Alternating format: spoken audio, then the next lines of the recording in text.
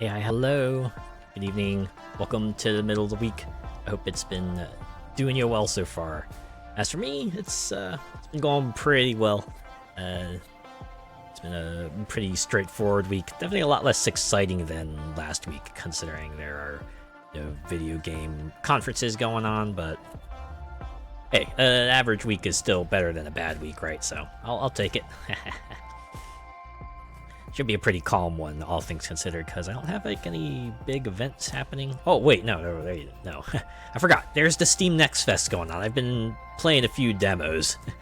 Got through a handful of them, talked about them on Tuesday. I'm going through another handful of them, and I'll probably put up a list of them tomorrow. So yeah, that's exciting. Good evening! Good evening to you, Molecular Shadow Fox. It is good to see you as always. How are you doing? Hope you are doing well. Hope you're still riding that high from last week. Yeah. In any case, we're also here going to be riding a high, although we're kind of reaching a conclusion here, because we are on Season 3 of Grid 2019. Season 3 of the DLC. We got 33 events left. Got invitational favorites, we got track day, and we got the track day hypercar series.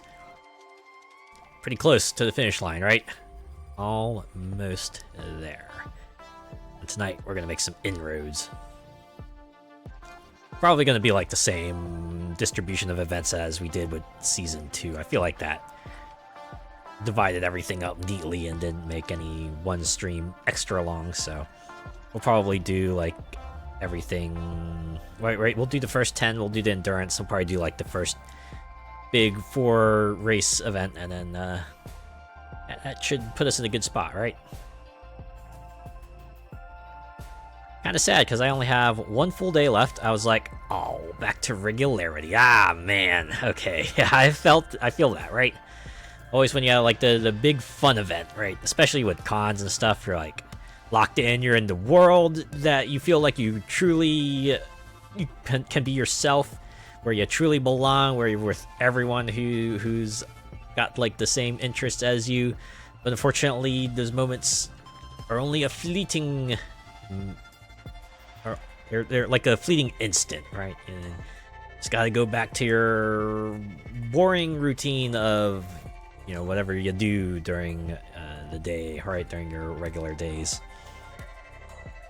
Whether it be like schoolwork or a job or some combination thereof. But that's what makes those moments extra special, right? That's why you gotta live it up and hang on to those memories, right?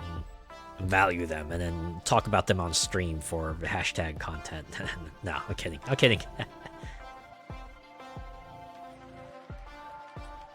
You're glad you're not going to AntherCon after the new rule they brought in. Oh no. What rule are we talking about? I think there was like a off-Kai. It was like the VTuber convention introduced a rule too, where you had to present like a government-issued ID if you wanted to meet up with a VTuber. I guess it ruffled a few feathers, because I saw some people like replying to that post and going, well, like most people are probably gonna have their IDs anyway. And also, like, this is probably to protect the talents, to make sure, like, if someone does, like, do something untoward, then they have a way to track them down and go, okay, you're not welcome here anymore, go away, right? At least I'd see it that way. They've banned partial suits in the fursuit parade, no skin can be showing. It smacks of elitism for food. Oh, you know what? Yeah, that kind of sucks. Because you said like the full suits can easily go to 5 digits, so what the heck? I don't know. Like, you'd think a con like that would be inviting to people of all, walks of life and stuff, right? Because, yeah, like some people might not be able to afford the suit, right? They might be able to just do like paws, feet, and a head. They might be able to do like maybe just a tail and paws or something. That should be fine too, right?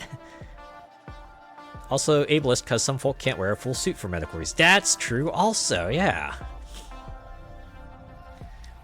Like, I imagine wearing a full suit also presents its own difficulties. Like you have to perhaps get someone to look out for you, and you know your range of movement and vision will probably be limited and everything like that. So yeah, man, that blows. Hopefully you'll be able to find something to fill that gap.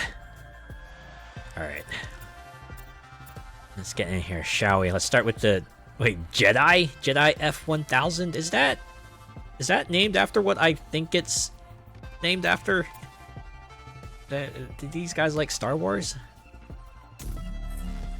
Oh, we're going right in, okay. No car selection. Does that mean we only have like the one car to drive, and they're like, we just gave it to you, so have fun? Maybe it's like invitational favorites, so we got like fixed cars for this whole thing. Guess we'll see. It's in July, so the height of summer, yeah, that's also something to consider, right? Just a full body suit in the sweltering heat and sun, that's, How long does that parade last? Because that feels like it could be a safety risk, really. Oh my god. You got like a bunch of those folks in a group, that's, oh my god, yeah. There's a lot of points of risk there, really. Jeez. What can you tell us about this circuit? All right, here we go. Circuit, Alex, with some real technical and Oh, sorry, no time. We gotta get out here. We gotta race. Easily over an hour. Yeah! Oh my god. Like, having to wear that suit for an hour sounds like a test of endurance. I don't know. I feel like people who wear mascot suits in stadiums don't have to wear them for that long, right? Definitely not for an hour. Like, oh, okay. Maybe I should try slowing down. Yeah, better. I don't know, I took someone out in the back, but eh.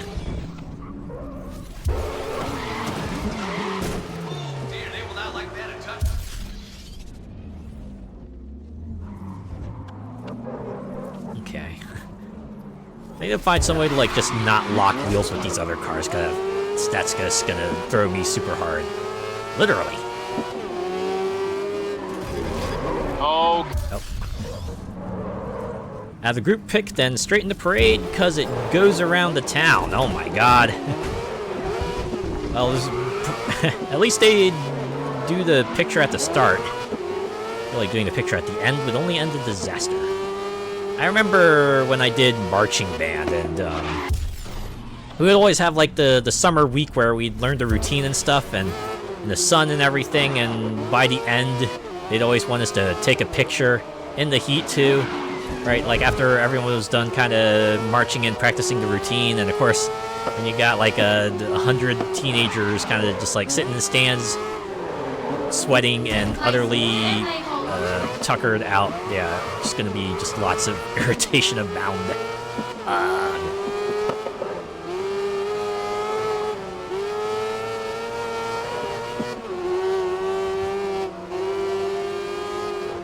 Stood there like you just stepped out of a sauna. I know, right? Whew. It's only imagine it's just like way worse for the folks in like a full bodysuit, or even like a partial, right?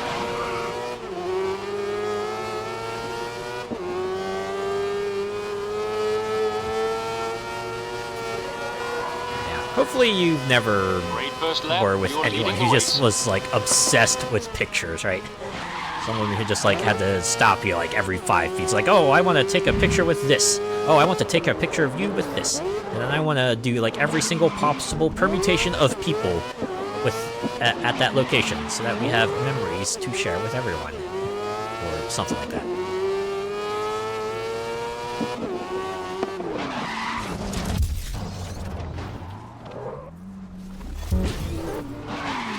Heads alone can get up to 40 to 50 degrees. Oh my god. You weren't kidding when you said it was like a sauna. Jeez. Whew.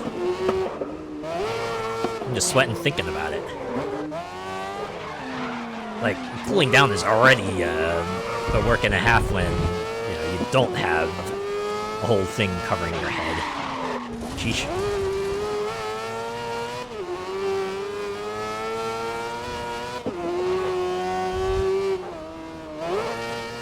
Thank God for the cooling vests.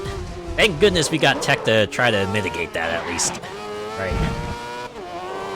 Cooling vests, maybe some built-in fans if you're able to do that. Some more clothing with like really good absorption too. All that stuff I imagine helps a lot. 3 laps left.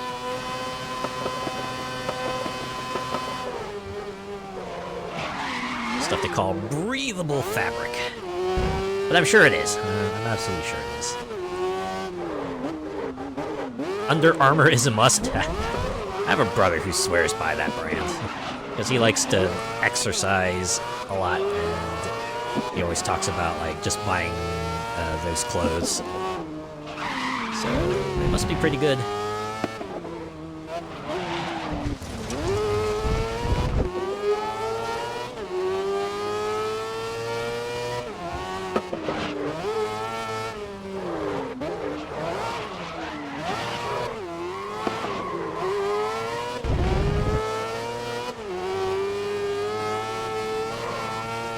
Had to look at buying them, and oh gee, they're so expensive.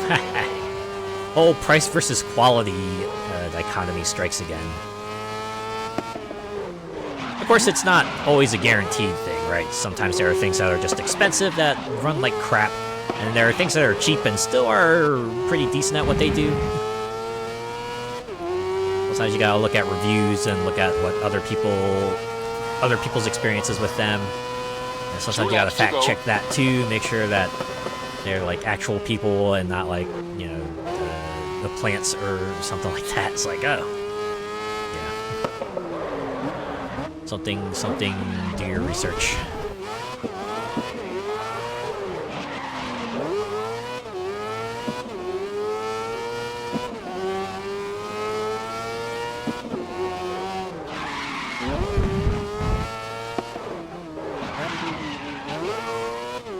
I always try to find a middle ground for that kind of stuff, right?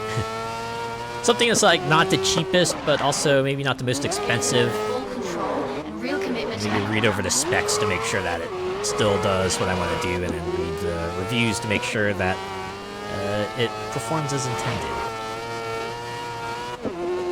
Leaving it on the line, that's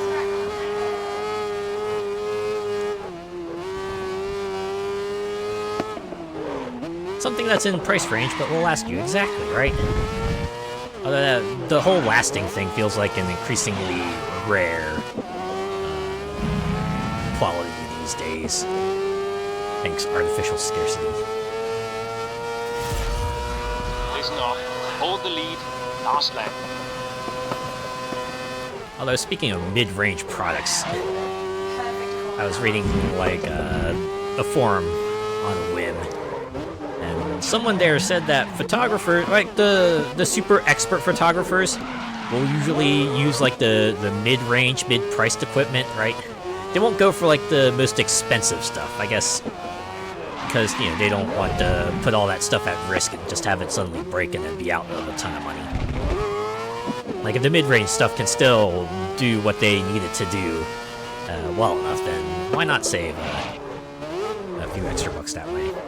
But someone who's, like, running a camera shop would always mention that, like, you know who the real professional photographers were from, like, the wannabe professional photographers, because the wannabes would always come in and go, alright, give me something the professionals use, and then the shop owner would bring out the mid-range stuff. And then the wannabe would go, no, I want the real stuff the professionals use, right? And that's when they go and like, all right, here you go. Here's the expensive stuff, right?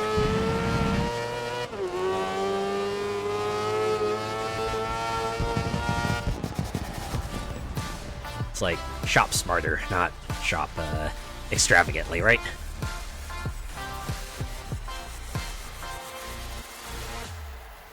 See those convids and stuff that use a 360 cam so that you can use the mouse to look around during playback on YouTube?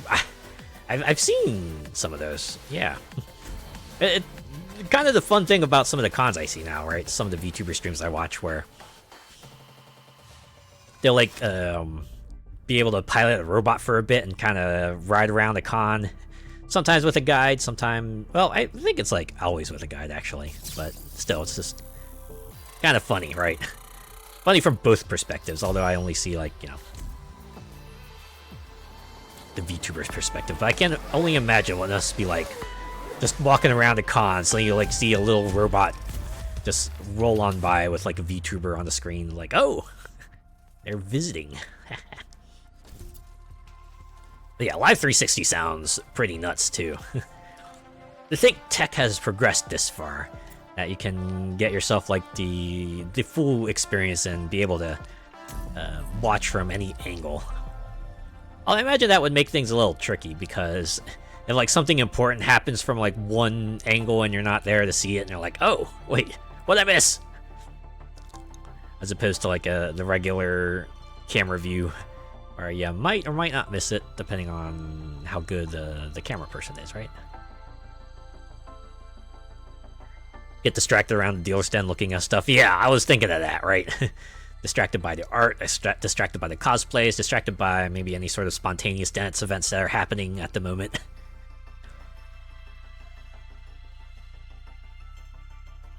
Welcome to today's event, and this is gonna be a good one. So now it's an oval circuit car. What has the Grid At least World that's Series what it looks got like. in store?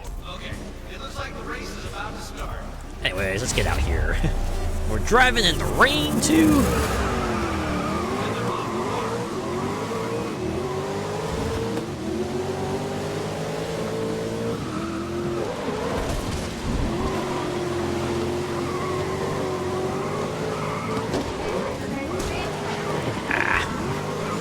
Oh man, it's a cluster. It's a madhouse.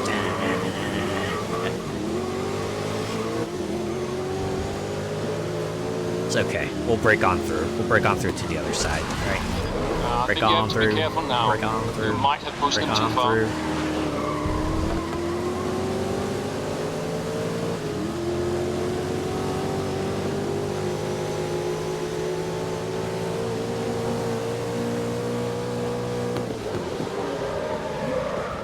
Of course, in the rain, they gotta break early. You know what they say, drive smarter, not harder. Especially in the rain, right? You try to drive hard in the rain, you're probably gonna just end up careening into a barrier here and there. In a video game, it'll cost you. In real life, it'll probably cost you a lot more.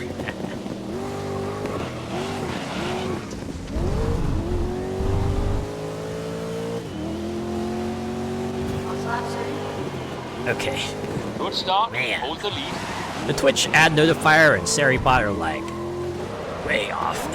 See, Seribot has said it says the ad break is over, but Twitch is saying, oh, we still got 30 seconds in the ad break.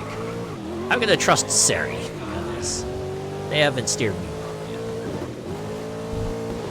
You see someone in the corridor as you pass, and you're like, oh, what are they up to? That's a fun thing about like people in a lot of people in one space, right? You're just like seeing all sorts of people around. They're all doing their own thing, and they're like, wonder what's happening with them at the moment, right? Even more interesting when it's like, you know, something that you don't normally see, like you see someone just like running down, or you know, maybe power walking down through a crowd of folks, or just like trying to weave their way through. Like, oh, they must be late to something. Hey, you see someone off to the side, like trying to adjust their costume. They're like, oh no, they must have run into some problems. Or, you know, you see like some folks chatting with each other and just wondering, did they find like a common point of interest and are just like talking it up, or doing like a little post-photo shoot Final chat, lap. wind down. Keep that lead intact.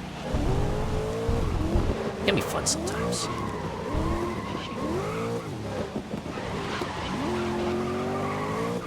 Reminds me of this one time, during this one con, I was cosplaying. And, the cosplay I had like a hairband. But fortunately, the hairband I picked didn't want to stay on my head. Occasionally it would just like pop off, right? Just imagine like those monkeys in a barrel games. It would kind of just like spring off of my head like that. And one time that happened, I suddenly just like heard behind me, I told you to stop doing that, right? And as I was like picking up my headband, I see these two people pass by me. And one of them just like actually tells me, sorry for what my friend did.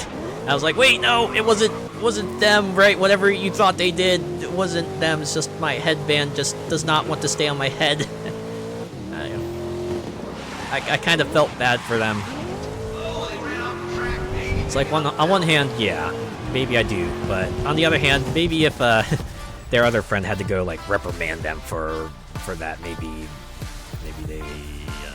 they needed a wake up call. Whew.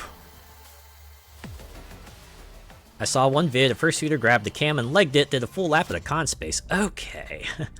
On one hand, that's amusing. On the other hand, that must have been stressful for the camera person. I kind of feel for him. I can only imagine what it must have been like to just have someone run up, grab a camera out of your hands, and then they disappear for a bit until running back, and until you like breathe that sigh of relief when they run back and give the camera back to you. It's like, oh, okay.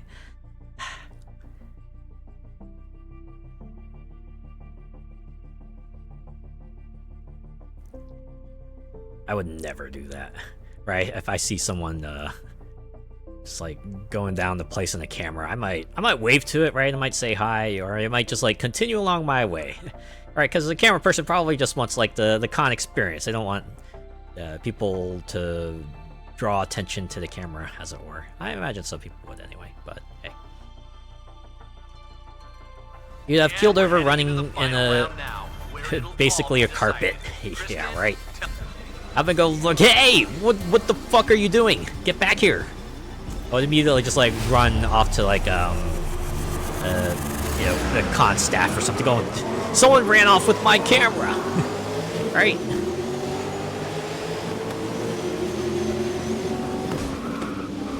Looks like they put them there. Sure did.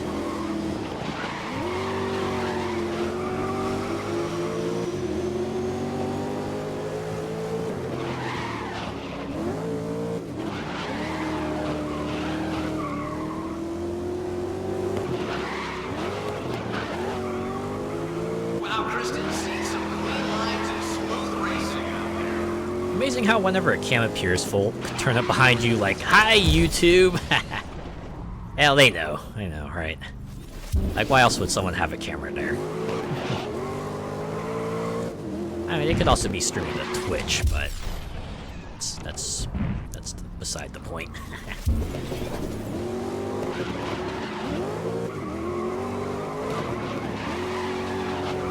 But hey, if you had the opportunity to be immortalized on a video, right, even if it is just like a fella on a channel that might have not that many views, well, you're gonna take it, right?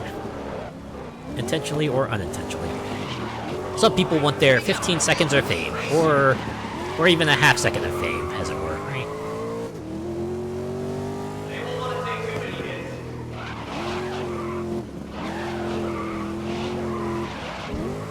I remember a handful of anime cons I went to, where Crunchyroll had a booth set up.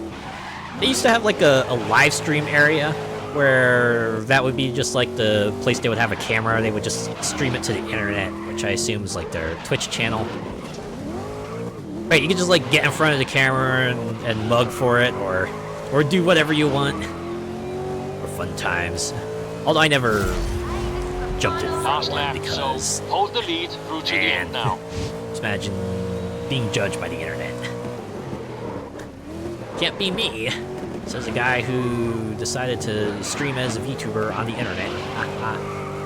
Well, I mean, I got the model, right? I got the model to at least give me a layer of anonymity.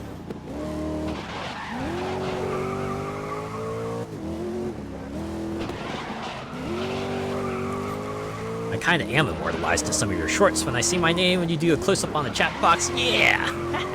There you go. Stuff like that, right? Sometimes it's a good segue, or sometimes it's a good supplement to what happens in a video, right? Sometimes it's a good starter.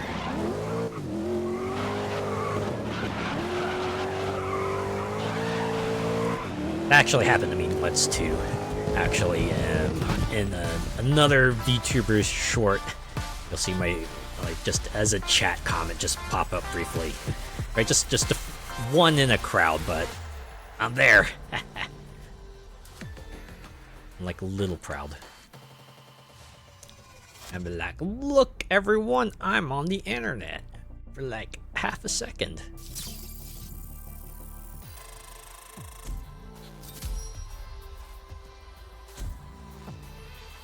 It's another one.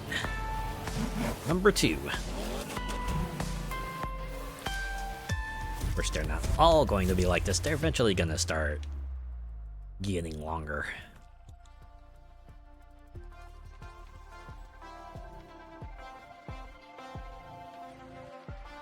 Uh-oh.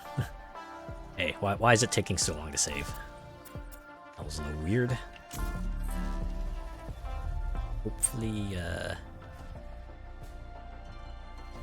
you really wanted anonymity, you'd have to get a voice changer because your voice is recognizable. That's true.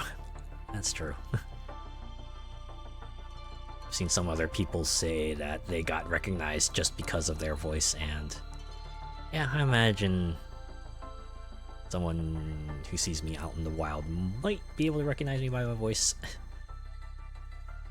On the other hand, man, a voice changer would kind of add to the tech stack that I've already got going. Here today. Kristen, what do you make of the circuit? Okay, hold on, sorry. It looks like things are about to get underway. Honestly, I've been doing so many streams with just my regular voice, it's like, well, might be too late to change now. Well, there they go, hunting for that early lady. I guess it might have been nice, right? Maybe if I started out with one and tried to maybe change the pitch a little bit so I'd sound like perhaps a bit more androgynous, that might have worked out, but it's fine.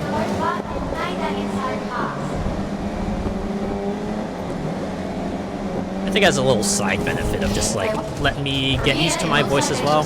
Because I used to be like one of those folks who would like super cringe at hearing my own voice being played back to me. But now I'm like, oh yeah, no, that's me. That's what I sound like. Right, just cut and edit as usual. You're on pace. Make some gains in lap 2. Be like, is that who I think it is? Get close to calm for that one. Very nearly a disaster.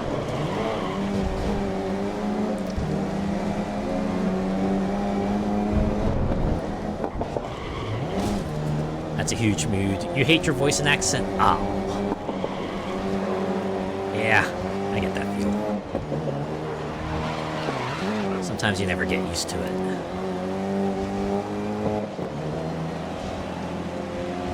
First driver is now entering lap 3. Alright, listen, you've just gone past the halfway stage of the race. It's actually pretty funny because, like, when I was really, really young, like before I hit puberty and everything, right, anytime I'd pick up the phone and talk, right, everyone would, for some reason, assume that I was my sister, right? I guess my sister and I sounded alike enough that whenever when like preteen me spoke on the phone, they were like, hello, as your sister, could you get your mother or get your father, right? Like, Listen up. Hold the lead. Last lap.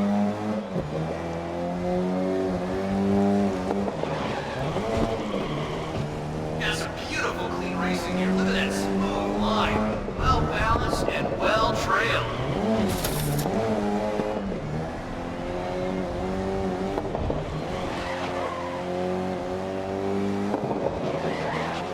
you've had similar things on the phone. They thought you were a female. Huh. Yeah, it's pretty wild sometimes, right?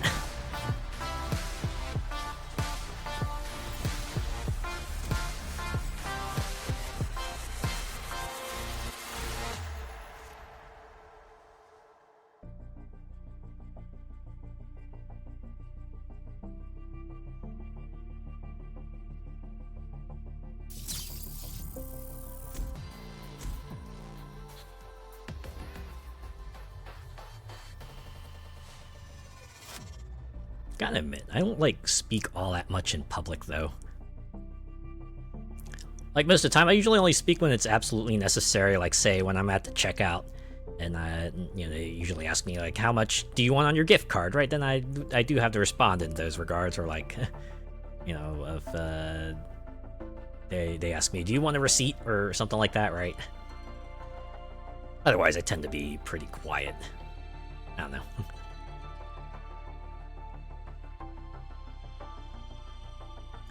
Not to say I will, like, actively avoid speaking, but if I don't have to speak, then why do so, you know? Kristen, tell me what's gonna... And I've just been told the race is seconds away from lights out. Another World Series event is on the way.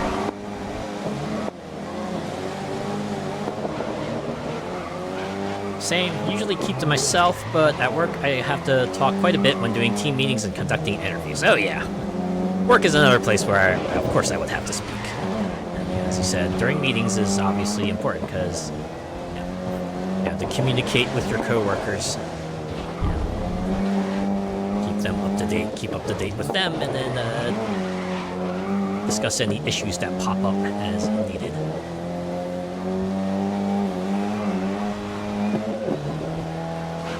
Wow, Kristen, seeing some clean lines and smooth racing out there.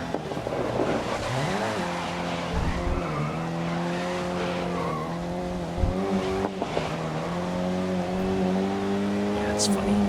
During days when I'm like not streaming and not at work, I could go for like a whole day without speaking if I don't absolutely need to. It's funny to think about, right?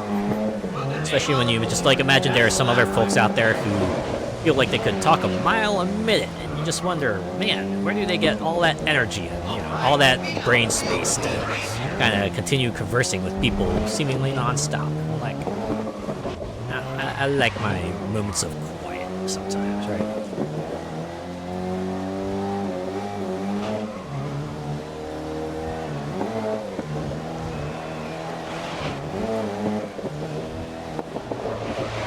Although, like a side note, when you like read about conversations, or you know, you're reading like a book or a manga or whatever, do you like imagine other voices in your head, right?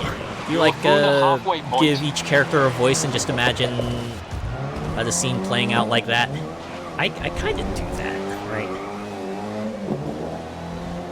You know, like reading manga or a story or something, I usually have imagine a voice that each character might sound like, and I give that to that bit. Just imagine like the scene playing out like as if it were some sort of animated adaptation or something, right? It's a fairly vivid imagery. Mums like that could talk a glassed eye to sleep. She's the sort that would chat to folks at bus stops and stuff. Oh yeah.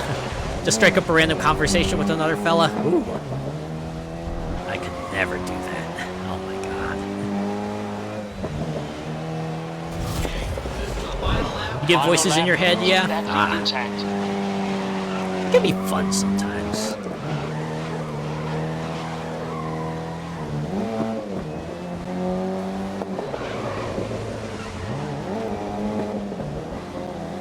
Although it can be like half a bummer if, you know, the work in question does get an animated adaptation. You know, they give the voice to the character, but the voice that they cast is very, very different from the one you imagined in your head. Sometimes you'll be like, oh, imagine them sounding different. It's like, yeah, I'll roll with the voice that they chose, but you can always imagine how they could have sounded like, yeah. I get that sometimes. There we go. Oh, that was round 2 of 2. Good.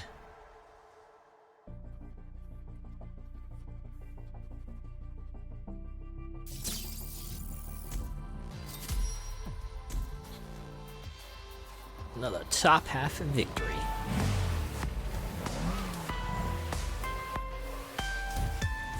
Wait, did I see that car in the back just like change liveries? It had like a gray thing and it switched to like green camo. I'm assuming that was the default, but it just didn't finish loading in the texture before the scene started. I wonder, was this game built on Unreal Engine? And again, it's like Codemasters. I imagine they have their own in-house engine from which they build all their racing games off of.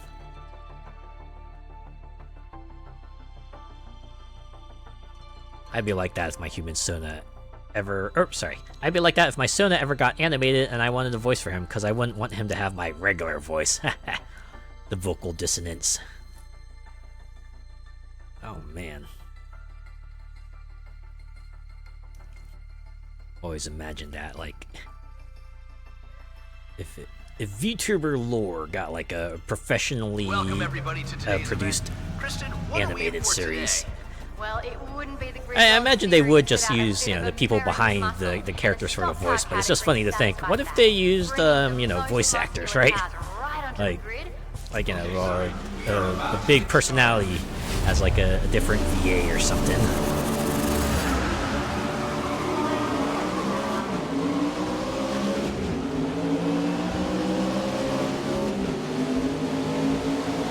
Be pretty wild, that's for sure. Through and taken a position.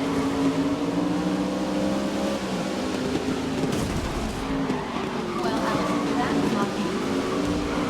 Oh, that was a nasty crash. They're gonna point to people who are nothing bad. Oh, nasty crash. They're clearly not talking about me.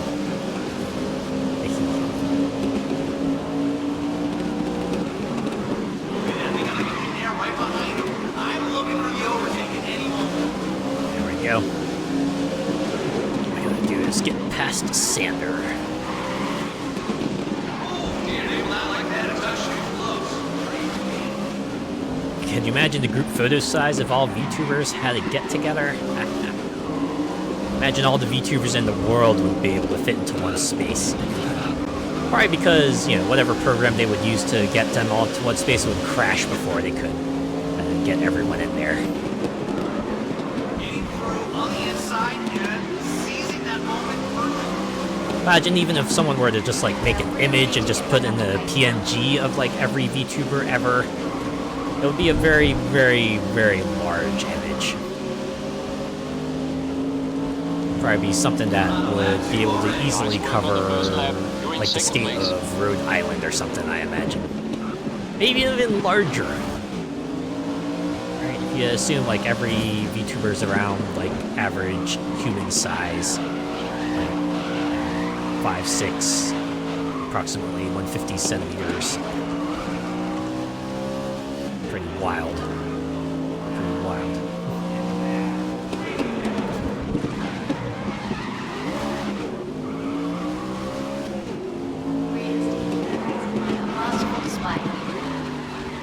Like those big landscape pictures you get of a class. Oh, yeah. Oh my god.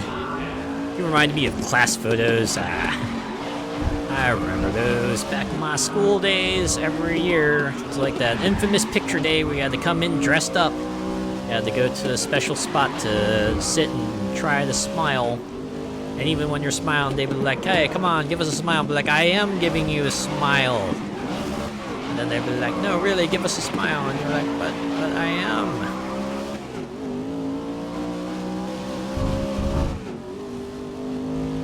And then, like, several days later, they'd pass out the photos to everyone. And they also have, like, the class photo, where they put in everyone's photos into, like, one big collage of photos.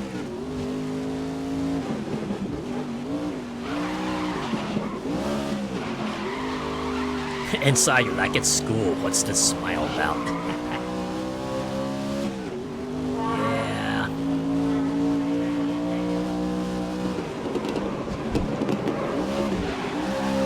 Yeah. Yeah, I enjoyed my time in school, but I certainly wouldn't go back to it, Taught me some things. There were some great moments, and there were some really awful moments, and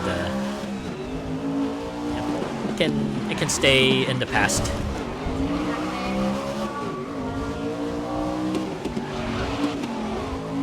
Reminds me of that old SNL skit. It was like, they made a whole travel ad based on your hometown, right? It was a parody travel ad. And just remember distinctly, one of the things they have is like, revisit your school, right? And then leave, because wondering why you would actually do that. just thinking, you know what? Real. Like, at this point in time, I don't know if I would go back to my old high school, right? Like, imagine most of the people who used to be there are probably long gone. Or, you know, they're so much older now that it's like... At most, you could be like, oh man, it's been a long time since I last saw you. What have you been up to? And you'd be like, oh, yeah. And then, you know, you'd ask them, what have you been up to? And they'd be like, yeah. They'd be like, yeah, it was great seeing you. We'll have a great day. And then you part ways. It's like, yep. They say they're the best years of your life. Are they kidding? Yeah. I feel like the people who do say that never really have left those days, right? And that's that's where they peaked, and that's what they keep on trying to relive. And as time goes on, it just gets sadder and sadder. Ah, you did go to the reunion. You know, I did go to a reunion myself, but that was a long time ago. I don't know if I'd go to one again. I don't know if my class is actually doing reunions anymore. But like the one reunion we managed to do was the Miracle and a Half. The final round now, where it'll all be decided. Kristen, sorry, race control are about to get this underway. If they are doing a reunion, I'm not really keeping tabs on it much anymore. Like, even if I did get an invitation to it, I don't know if I would go back. It's been long enough that I'm like, I don't know. Things are still the same as they were, you know, the last time we met. Can't say much.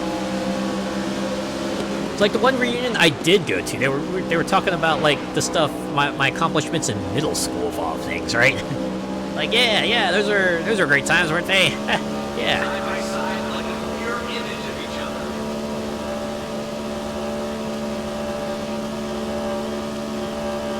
I like that this is a pure oval track. It's got like the full-on NASCAR experience right here, right? Something, turn right. But oh yeah, got him. Yeah, you're like, so how are things? Awkward silence. It do be like that sometimes. Or sometimes you just get that uncomfortable realization that, you know, the one person you thought you were okay with, they actually don't like you all that much. You're like, oh, that explains a lot. That explains a lot about their behavior back in the day. Oh.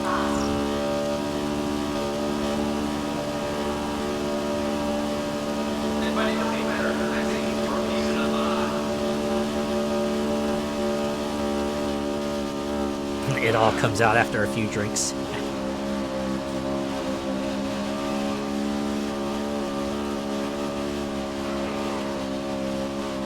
I think my reunion was actually like a park picnic. Like everyone just like brought in a dish and we just laid them all on the table and then everyone helped themselves to food. Hold the lead. Last lap. Granted, they all did go to a bar afterwards, but I kind of declined to go with them there. I kind of had my fill of hanging out with the crowd, as it were.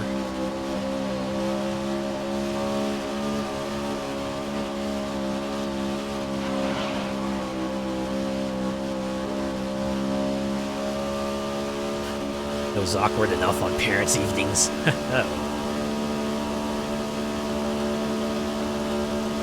Even more awkward if you're not a parent yourself. Right, everyone's talk about their kids and talk about what their kids are doing, and you're like...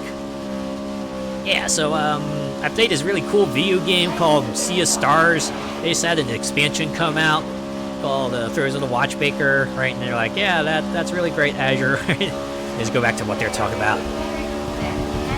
I mean, that actually didn't happen, right? But this is like a theoretical thing that happens when, you know, you're not... Alright, the music skipped there a little bit. Come on. Hang in there, game. We're so close to the end.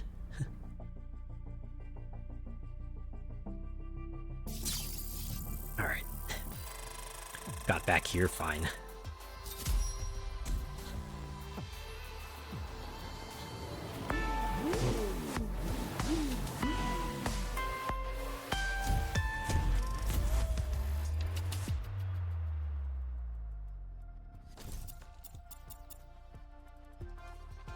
Time attack hero. What are you doing now? Oh, I'm a wandering VTuber on Twitch. A lot of people have actually mentioned that. I was like, oh yeah, it makes family gatherings a little weird sometimes, right? Because you get all the relatives asking you, like, oh, so what do you do now? I'm like, oh yeah, I play video games on the internet. You know, sometimes some people do go into deals like, oh yeah, so VTubing is like where you use an animated avatar to represent yourself. It can be fun sometimes, and other times you'd be like, oh yeah, and they were like, yeah, that's really nice, dear.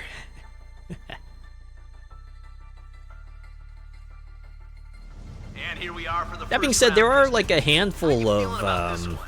Pretty good, Alex. parents of The VTubers who opening became race is VTubers always too, something right? of a tested character. It's I think like there was testing at least who is going in a bit nervy and maybe 3 hold folks I know of for like mothers who would do like the occasional VTubing stream.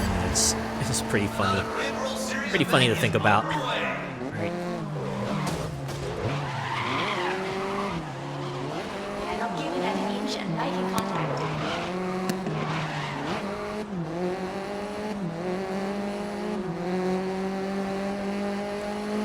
Coming through. Oh. I was about to mess up that turn. A bit more easy now. Oh no, not the track limits.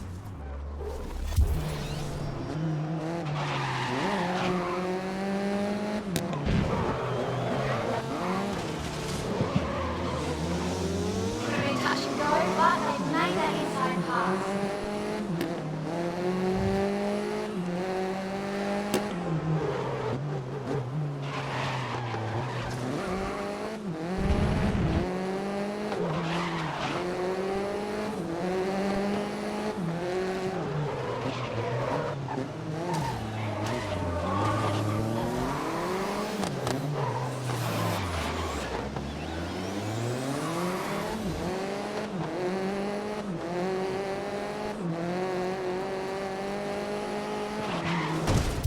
Oh man.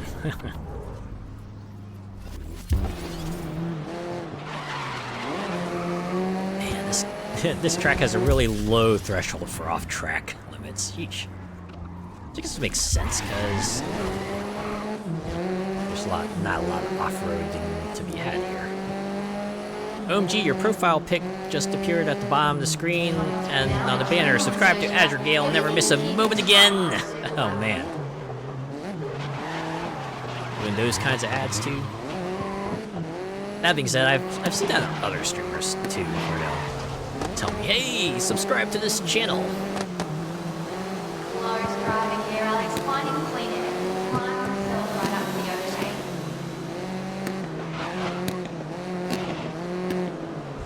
Well, that takes them on the inside. I imagine that's probably gotta throw people for a moment. It's like, oh wow, they can actually like custom tailor these banners to the channel, huh?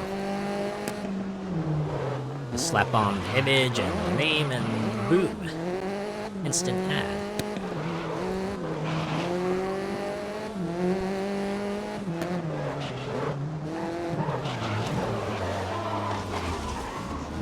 Oh, I thought they were gonna ding me for that for sure.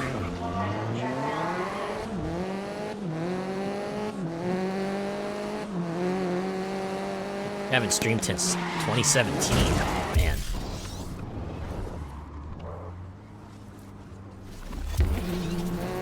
These two are about to kiss each other. Don't do it. You got like really busy or just kind of fell out of it, or one day you just kind of stopped and then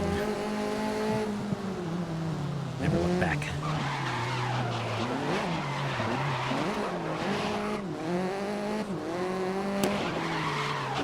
World Series is really turning up the heat here. Work and life happened. Yeah. Sometimes it just hits you out of nowhere. Getting through on the inside and seizing that moment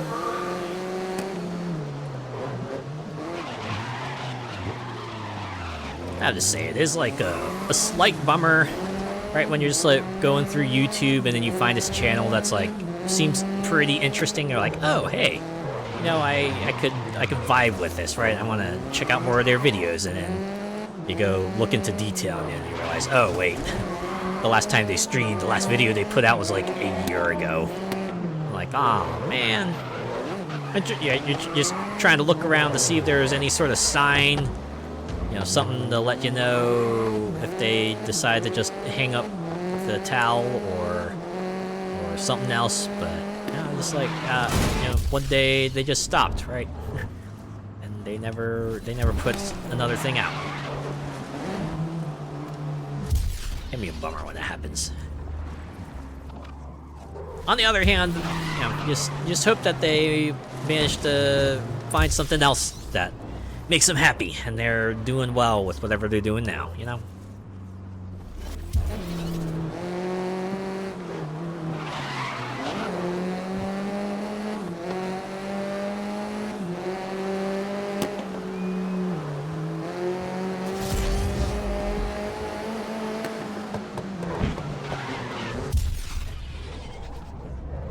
It's the same deal with forums too, right?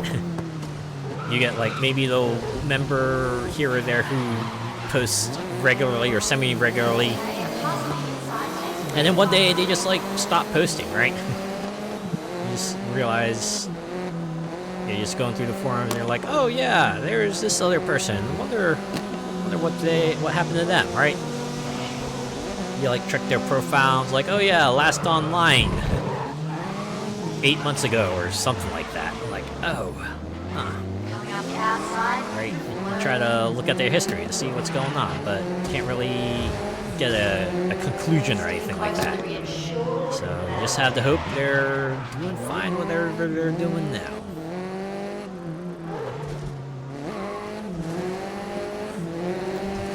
You'll probably upload to YouTube once you get our fursuit and do con vlogs and stuff like that. That's one way of doing it, right? Like, sometimes the streaming life ain't for you, but produced videos can be an avenue of doing things. There's certainly a crowd for that on YouTube, especially. Like, people like their vlogs. People like a good Let's Play.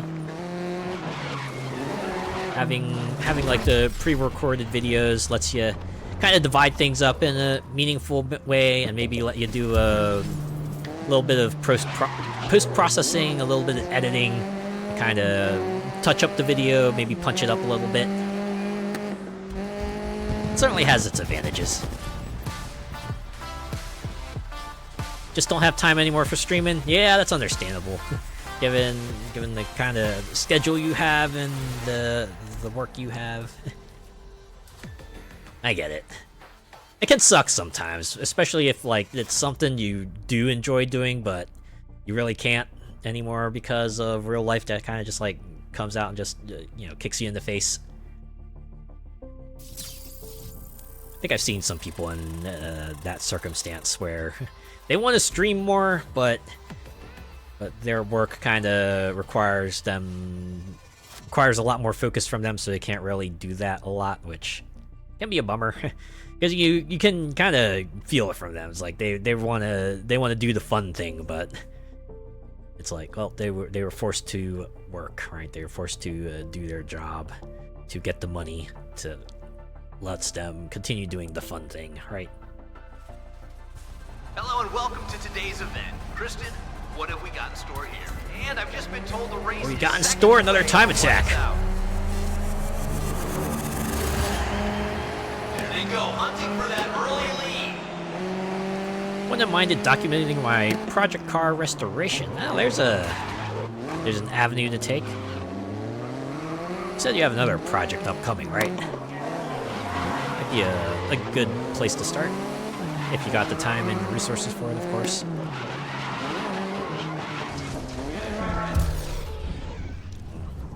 This car's turning radius is balls. And then maybe I shouldn't be trying to take such tight turns. That might be a me thing.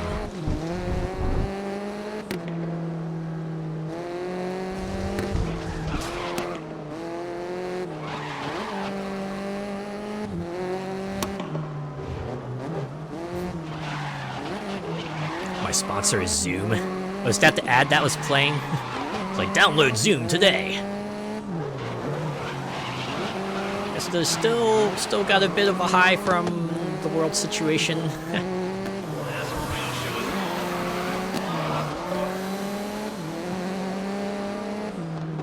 Back of my car. Oh! I don't know how I missed that.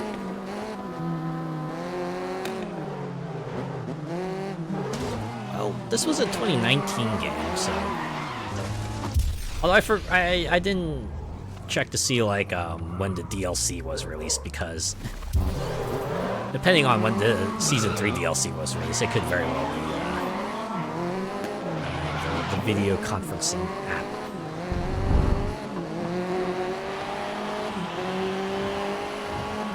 Just own that lap record. I used Zoom exactly once. And it was for like just one little family video conversation that everyone wanted to do for like a Lunar New Year's. We only did it once. Never did it again. Not quite sure why. Had a decent time of it.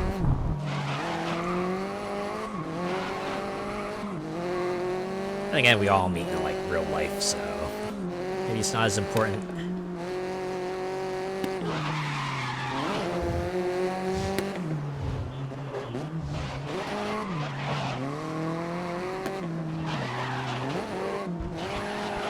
You went from MSN Messenger to Skype to Discord? Oh my god, MSN Messenger. I remember those times. I was on the forum that used MSN Messenger a lot. Right, like all the members there would frequently be in a big old group conversation. And then one day I was added to that conversation and I hung out with them for a bit. And then after a point I kind of stopped hanging out with them. No real reason, I kind of just fell out, right? And just moved on to other things.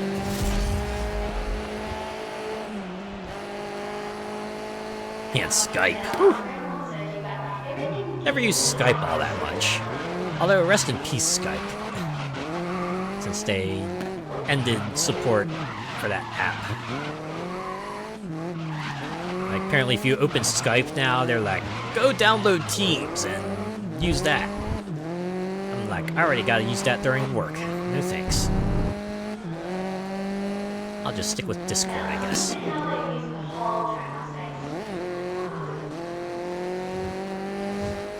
Oh yeah. Randos of MSN ASL. Got cam. Thankfully never had anyone ask me got cam. Only imagine 90% of them probably just end up with me looking at a penis or something. But yeah, ASL, that's a universal instant messaging joke right there. I see people joke about that for AOL Instant Messenger as well.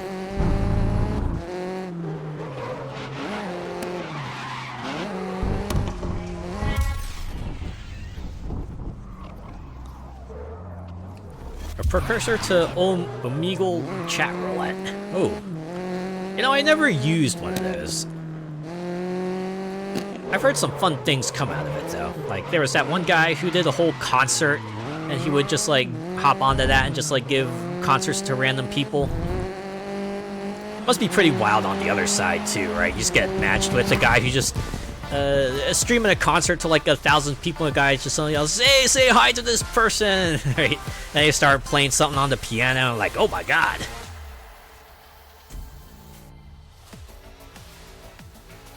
Didn't one of those apps have to shut down, though? They had to shut it down because, like, the owners were trying really hard to keep it up, but they had to, like, put in some really intense moderation policies.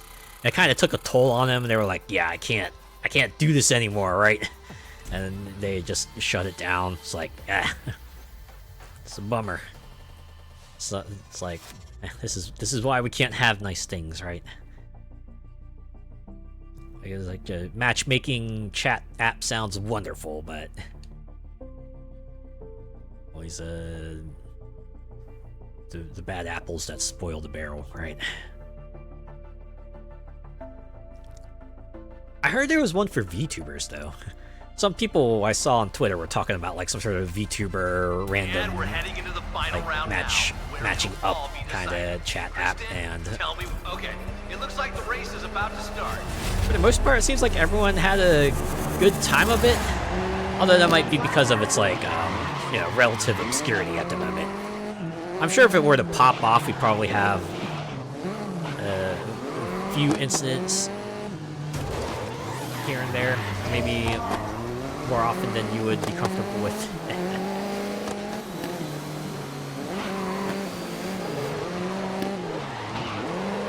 From what I've seen, chat roulette is a real risky gamble of open and panic because you just never know. That's what I'm saying, right? I remember what I said earlier about like, yeah, you just like turn on the camera and you see a penis, right? Whatever, if it's like that in roulette too, right? You just like suddenly get matched up, you see just like a giant dong just like swinging around and on the screen, like, oh my god!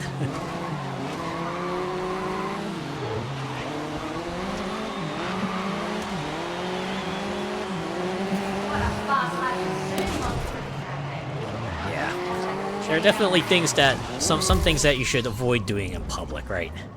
Avoid doing random chat apps, avoid scrolling through social media.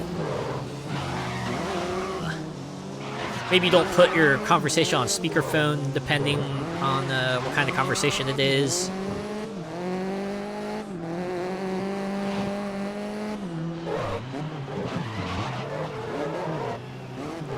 There's a time and a place for that, and it ain't on a chat program. Yeah, right? Getting close on the inside. There's another overtake.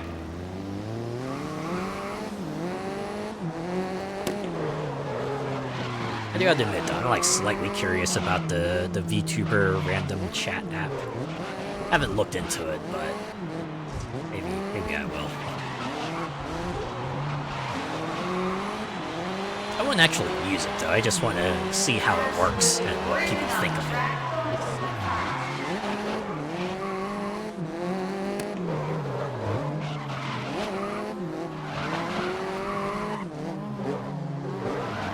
And I wonder if anyone's done a stream of it. Just like stream themselves on the random chat app.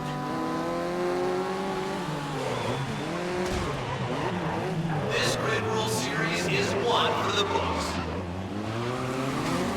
They all are, really.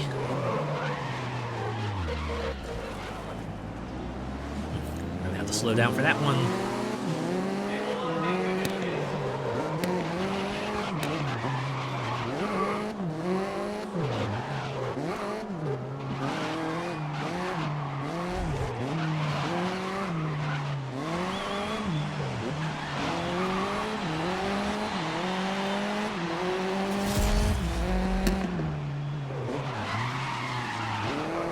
Wow, Kristen, seeing some clean lines.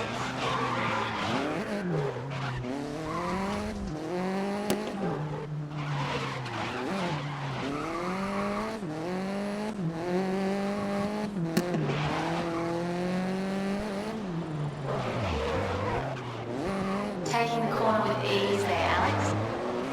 Also, to open videos on your phone in public, especially on Blue Sky. That's what I was thinking about when I was like, don't scroll through social media. Or if you are, make sure your back is like to the wall or something like that, right?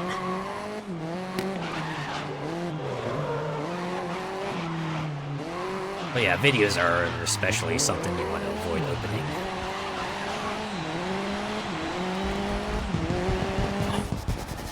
Because you never know if you might go and get into something that's like really sussy or something. Especially dumb on Twitter, because I don't know if there's a setting to turn it off, but it's like when you start a video, you're like, ah, hey, I want to see what this is all about. For some reason, it will just like go to the next video to play, even if you don't want it to do that. It's like, dude, I only just wanted to watch this one video. What makes you think I wanted to go to the next one? Especially since most of the time the video is unrelated. It's like just like some dumb ad or something like that, right? It's like, come on, man. sat on the bus and just hear a loader booting out loud and you're rushing to mute it, right? And just like frantically going for that mute button. Or like the lower volume button. Nah, for me, that was Fire Emblem Heroes. Because whenever you start that game, it always starts with someone just yelling, Fire Emblem Heroes! It happens often enough that it's become a meme in of itself. Where someone will just like think their phone is on mute, they go start to play some games, and you just hear Fire Emblem Heroes! They're like,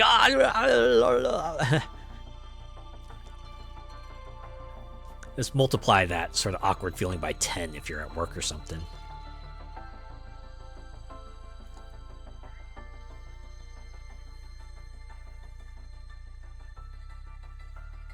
Certainly happened to me a few times.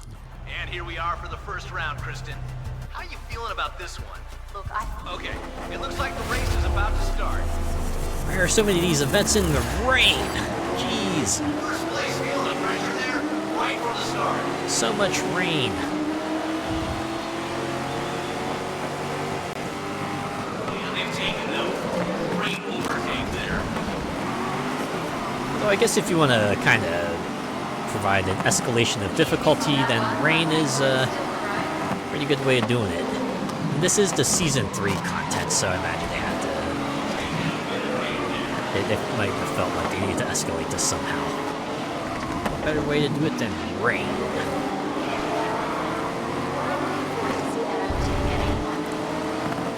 Remember the OG RE title screen? That voice, Biohazard.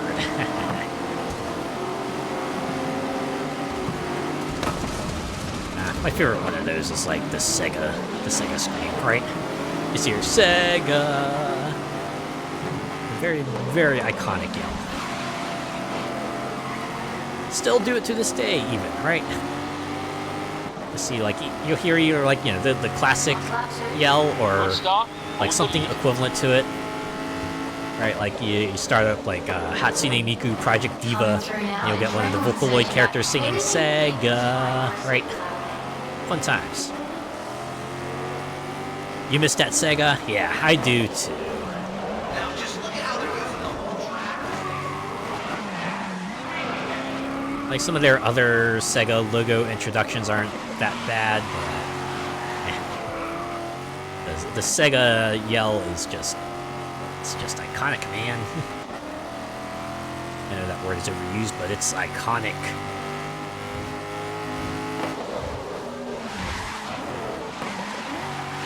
Ruined it on modern Sonic games, just having him say, Sega.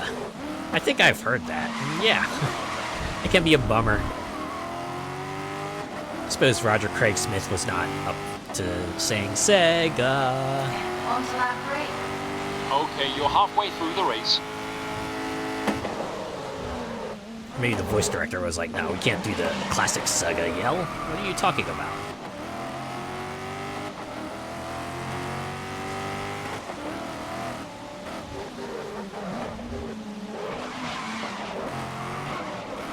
I do want to play Sonic Frontiers. I've actually been holding off on that because, like many other games that I've brought up before, I want to wait for a live 2D debut. looks like they clipped. I've heard good things about it, though. And they made it even better, right? It was like a good game on release, but then they added a bunch of post-launch updates for free that have managed to expand the game out, right? You can... Yeah, you have like a lot more trials, a bunch of other characters to play as, and a true ending to the game, as it were. So This is the final lap now. it's all pretty good stuff. Final lap. Keep that lead intact. Still say one of the best boot screens is the OG PS1. Oh yeah, the one that sounds like a theater. It's like wah, wah, right? Sounds like an orchestra starting up. Everyone's just like warming up their instruments. Make sure everyone's in tune.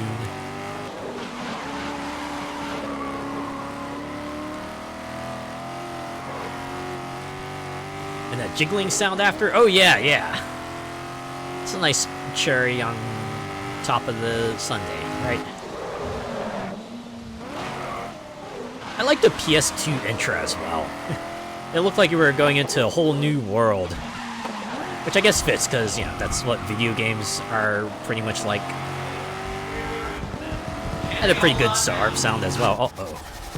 I accidentally switched perspectives. Okay, I can switch it back. It's fine. Yeah, the cityscape thingy with the squares. Oh, we certainly had the, you know, the stomach drop moment when the squares don't do the zoom in thing. I was like, oh no, wait, is something wrong with the disc?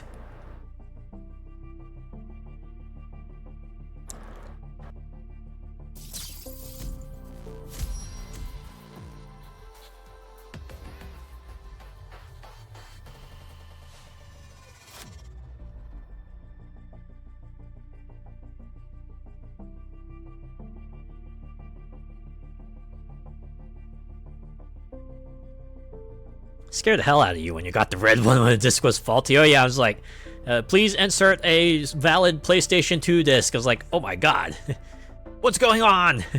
Is the PS2 going rogue on me? Tell us a little something about Okutama.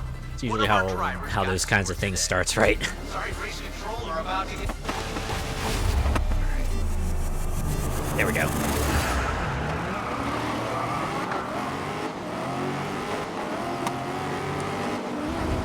And then the PS3 had, like, what sounded like an actual orchestra for their startup sound. It was nice and pleasant. Enjoyable.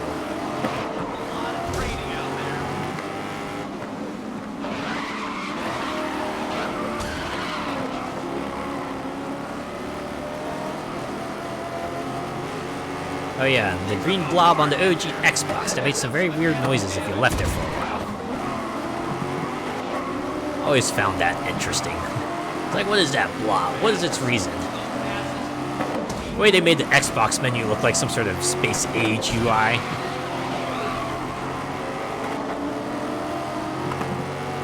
But hey, it at least had, like, personality, right? It at least had some semblance of style to it.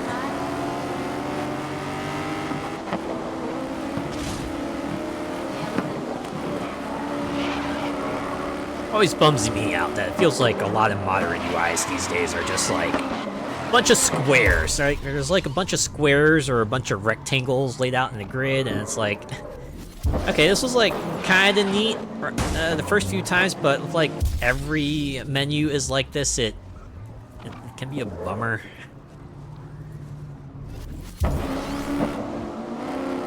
Certainly gotta appreciate the UIs that still go out of their way to be distinctive in some way or another.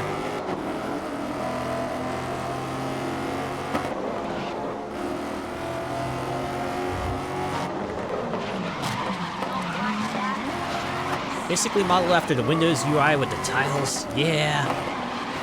I mean, I get it. It's like simple and intuitive and easy to organize and kind of expand as you need to, but you know, I used to, like, really dislike the UIs of Super Smash Bros. Because I thought they were just, like, so weird and unusual, but looking back, I can actually appreciate them now because, you know, they tried to do something unique with it, right? Even if it is, like, weird and sometimes not too intuitive, it was something, you know? I can appreciate it for that.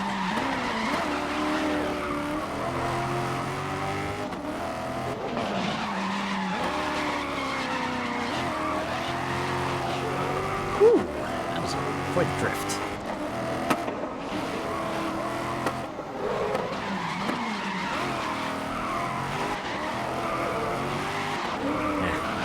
My personal hope is that we'll get, like, some sort of UI revolution, right?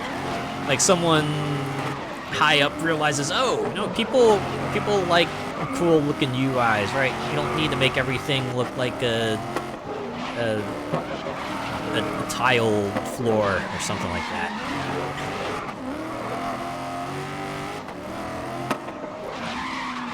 Maybe we don't need to worry that much about, like, scalability and modularity and things like that, right?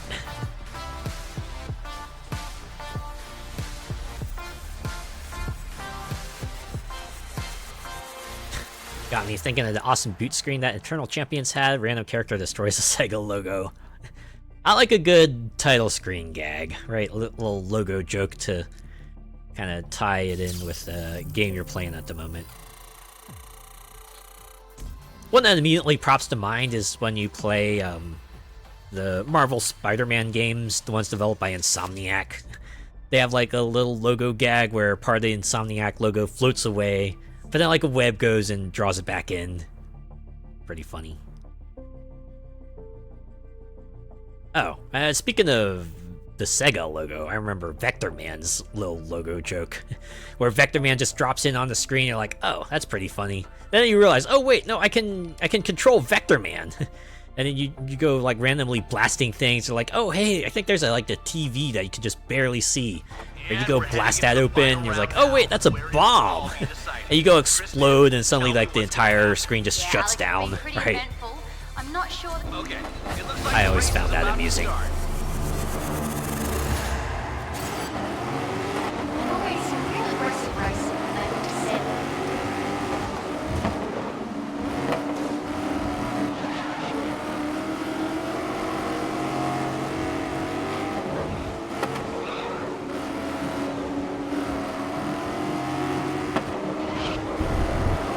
You're creeped out by Doki Doki Glitch title screen after your first run.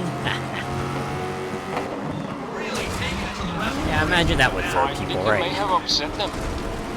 It's like when you expect the thing to remain consistent, but then it's not consistent, and you're like, ah! It would throw you.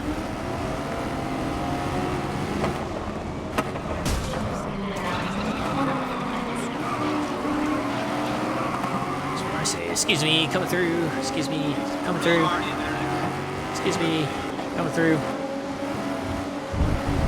Oh, you know what, Nick? Okay, Go I'll try push. to get them to attack.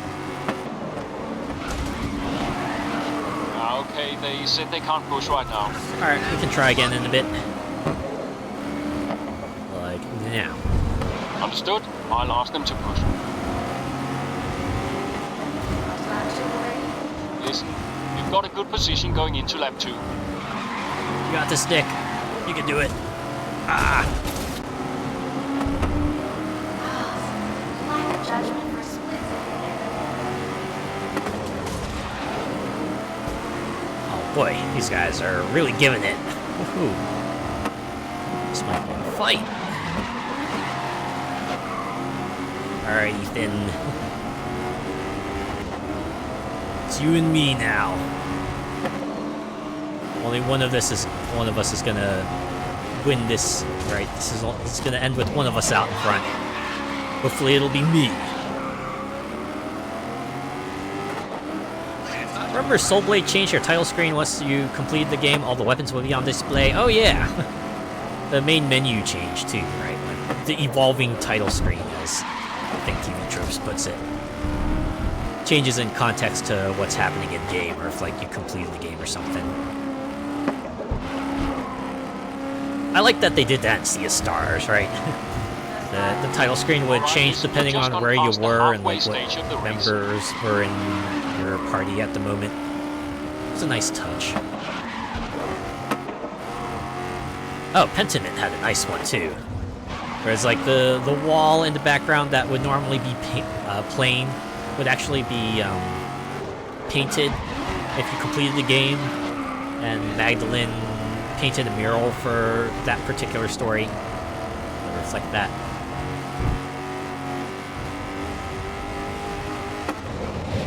Or something like Akiba's Trip, where as you clear each character's route, they would appear on the title screen along with the protagonist. That was a pretty fun one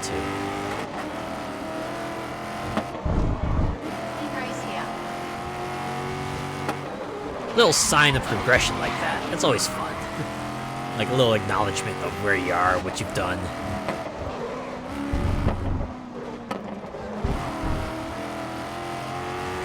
Have you watched a series that does that, like either with the title or the credits? Last lap, so hold the lead through to the end now. Because that actually brought to mind the Blend S anime. Because that series had credits that changed over time.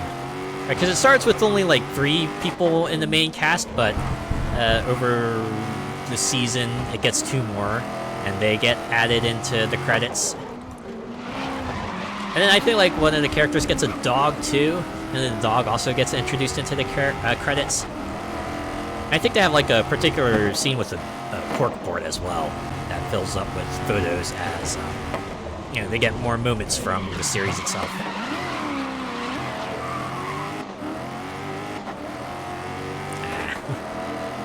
And S, that's one of the series I wish would get a season 2, but I think that came out in like 2018. I feel like if they wanted to do a season 2, they probably would have done it a long time ago. And since the manga's over now, there's probably not that much of a chance of a season 2 happening. Which is a bummer, because I think my favorite character in that one, Hidari, only appears in like the last 3. I was like, but I want more Hidari! And you know, season 2 would have been perfect, because we could have gotten like 12 episodes of him. But nope. We just gotta be happy with the 3 we have, I guess. Give me the Pokemon Black and White intro any day over the others.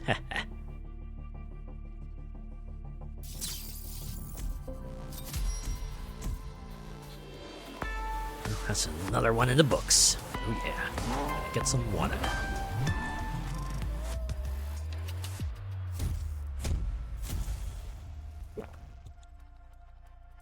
Ooh. Nice and refreshing.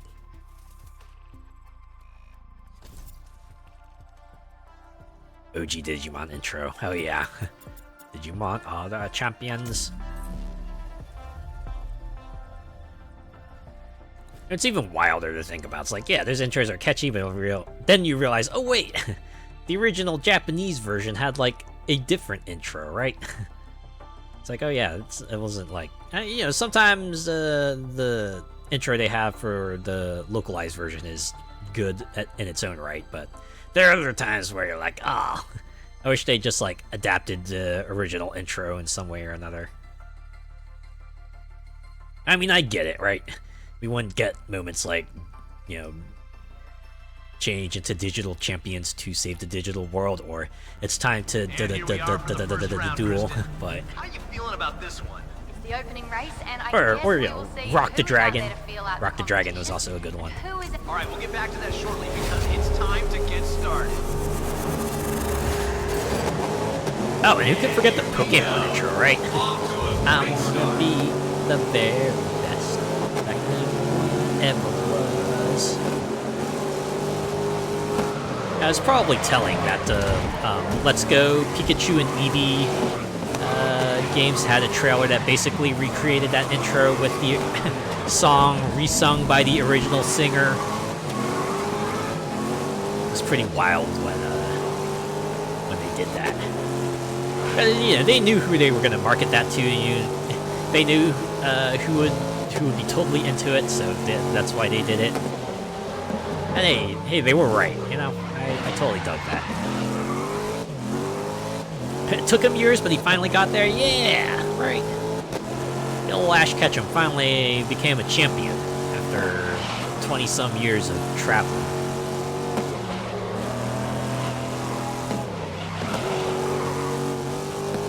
I think even back in the day, I found it curious that they continued to stick with him.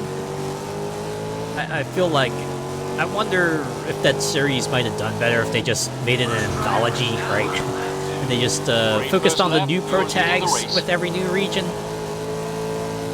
But instead, no, they just have like Ash and maybe Brock. And then, like, you know, the female trainer from that region traveling together. Almost formula for a little while here. Yeah, they did kind of shake up the formula a little bit, but that's how they ran for most of the regions.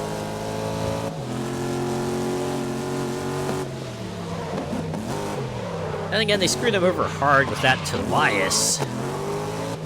Is he the guy that won championship just like had a Darkrai and a Cresselia or something?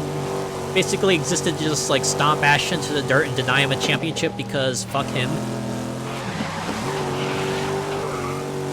Yup. Literally his only role. Like, I was checking the wiki, right? Because I wanted to see that I just wanted to read up on the infamous moment, and yeah, that was like literally his only appearance. And you could almost just assume, yeah, that was his purpose, just to be the guy who stops Ash from having a happy moment, because the plot can't continue if he has a happy moment, I guess. Dark Ryan. Oh, Latios. Okay. But still. Just imagine the next Pokemon he just pulls out is like freaking Rayquaza or something. And we're like, oh, okay, alright, I see what you're doing here. Okay, whatever. Yeah, what are the odds that his next Pokemon would be a Zapdos or something?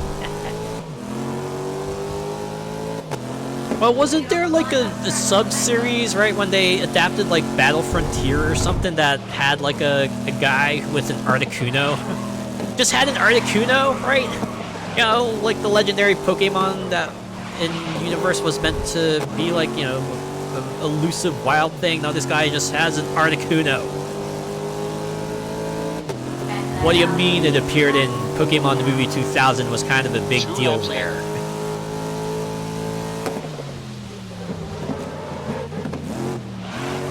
You have one in one of your teams. I mean,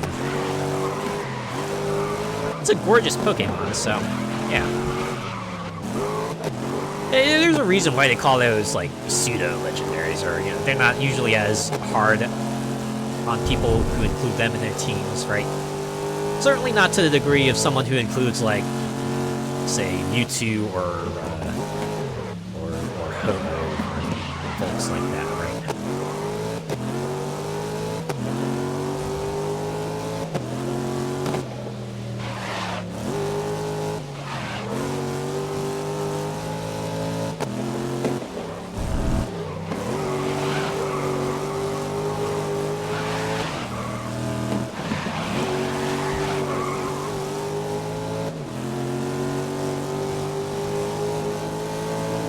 All the legendary birds, I think, are Listen up.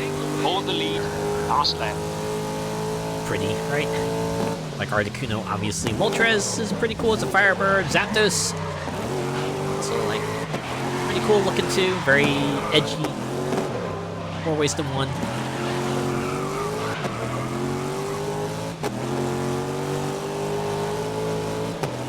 And then Ho-Oh and Lugia kind of work as like the in-charge counterparts of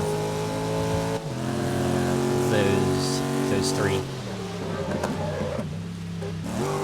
Your Fave is a legendary, even though he's not treated as such. Oh, which one? The one that comes to mind is Manaphy. So that Pokemon is legendary for all intents and purposes, but oh, Arcanine. Okay. Yeah, certainly got the vibes, but yeah, it's just a regular Pokemon, as it were.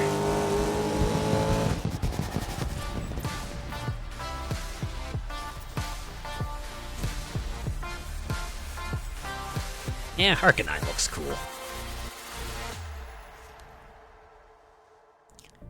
Big floofy cute tiger, right? Floofy tiger with a mane.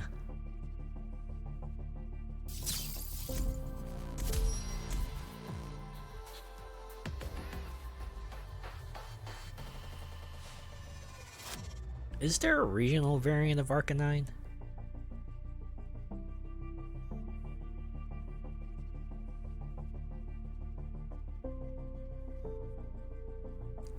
Officer Jenny has one in her sidecar.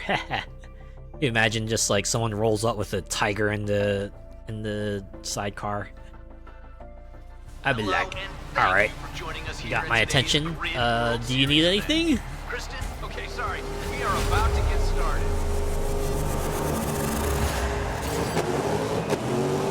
And we are racing. Yes, we are. I'd be rather worried if we weren't racing, announcer. The Tiger escort mission from Saints Row 3 all over again. I remember that one. The main character just being absolutely freaked out. I was like, oh my god! Why am I driving with a tiger in the passenger seat? Had to be like super careful, because otherwise the tiger would freak out and start clawing at you. And you know, that would hurt. because obviously.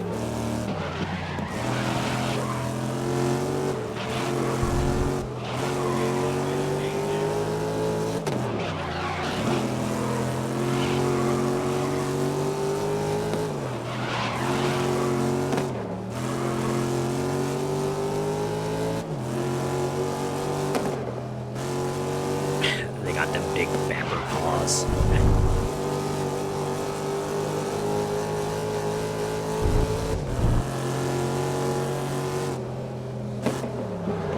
There was a video I saw on the internet. It was like in a zoo. It was like a lion and a tiger, like in an enclosure. I think someone was saying. I think a lion is a pack kind of creature, and the tiger tends to be more solitary. So you would see like the lion like go up to the tiger and kind of just lean up against the tiger, and the tiger's like, you know, doing the thing. It's like, okay, hi, hey there.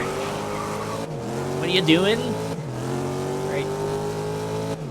They just try to mind their own business, but the lion's just like, I want company.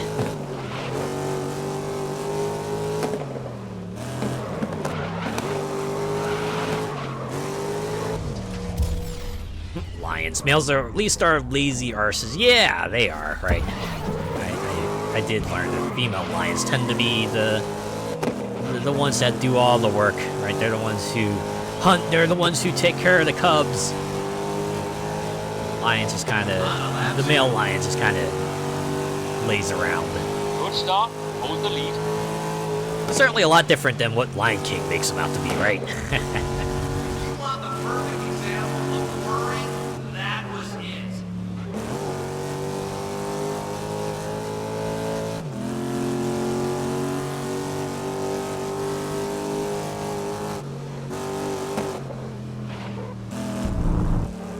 Like the dad that sits in front of the TV all day. Oh my god.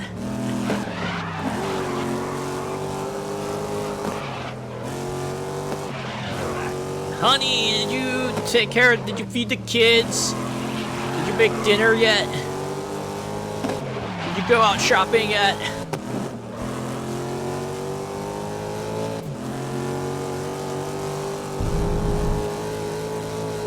Did you get the 15 pounds of caribou this for this week?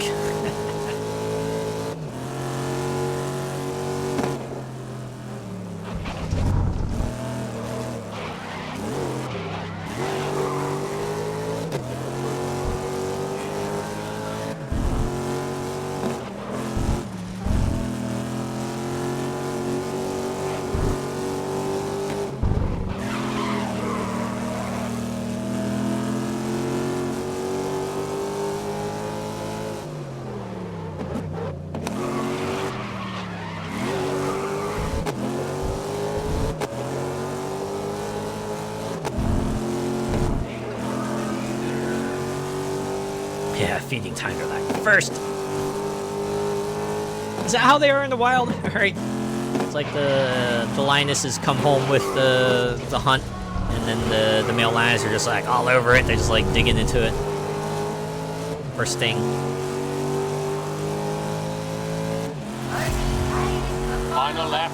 Keep that lead. This is where I confess that I haven't watched a nature documentary revolving around lions.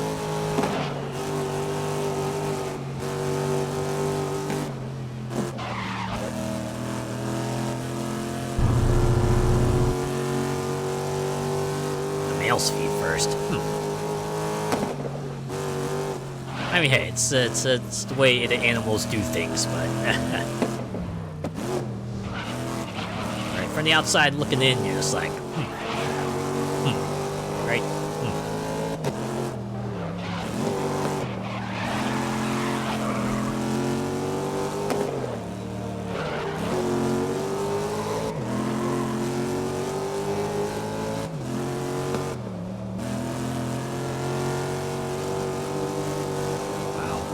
I saw a message there for a split second, but then the auto mod zapped it. Good job, auto mod.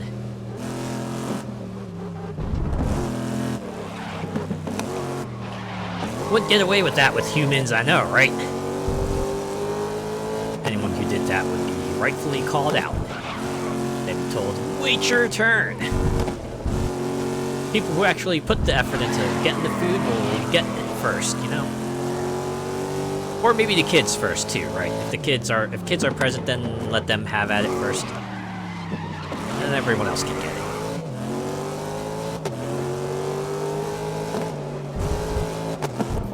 Man, that transition is always a weird feeling, right?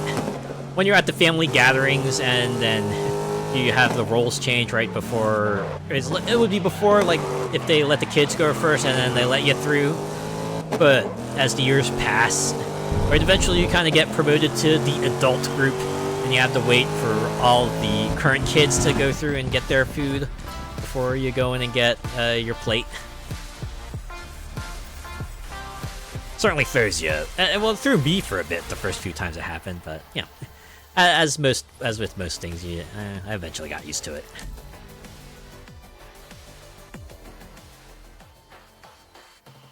Hell of a thing if you want a chicken leg and you have to wait. It's even worse, right? If you just, like, see all the food on the table, but you can't get to it, right? Or the people are like, you can't, like, grab yourself, you can't help yourself to the food before everyone's served, right?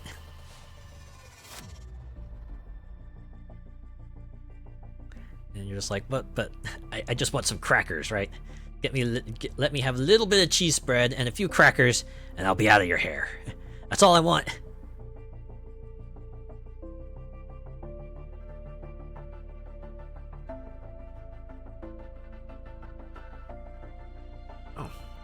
Kiara. And we're heading into the final round now, where it'll all be decided. It's the final round. And I've just been told the race is seconds away from lights out. Racing towards the first quarter. No snacks to spoil your tea. You heard that so often. Oh, your tea. It was to come for that one at the very beginning of the disaster. I guess it makes sense. If I did that, I'd usually be told, you'll ruin your dinner. Which is kind of the same thing, I guess. Tea equals evening meal? Yeah. I thought so.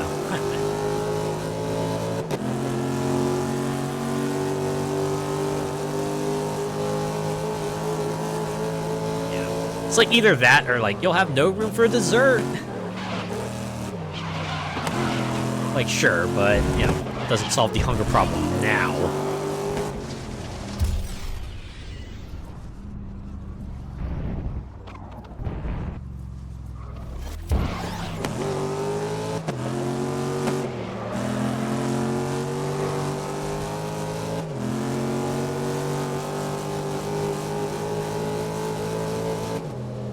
Cruising along that racing lane, keeping it nice and tight.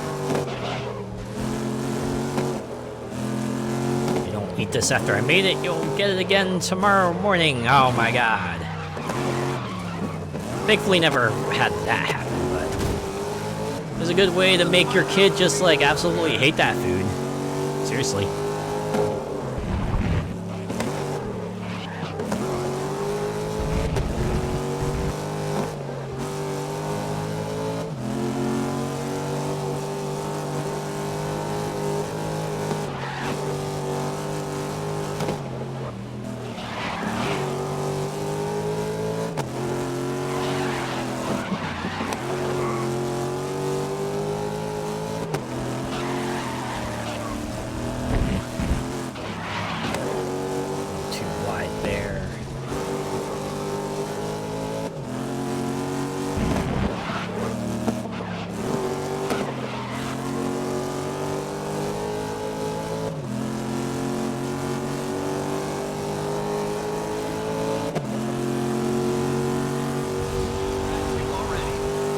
First lap, you're leading the race.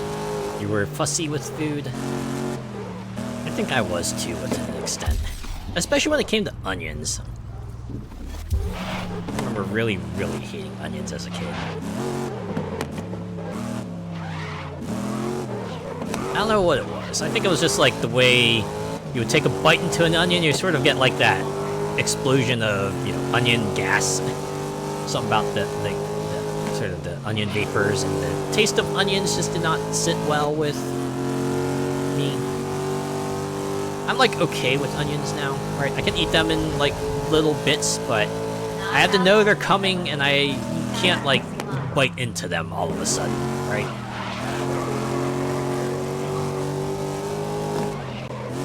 Also, they have to be like super fresh onions or like onion powder or something. Not sure if I can take anything in between.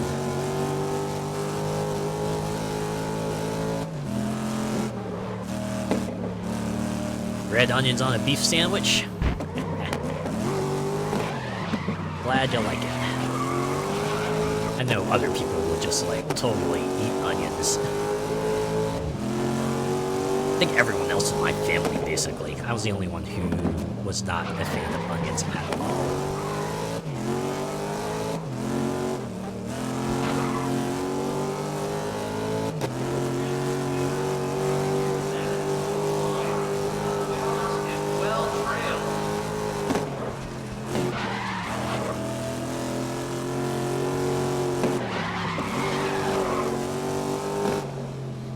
You're all good. When it comes to chopping it up, then you fall like a baby.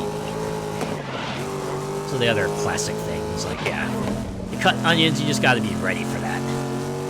There are ways you can kind of mitigate that, but, well, you still gotta be ready for it regardless.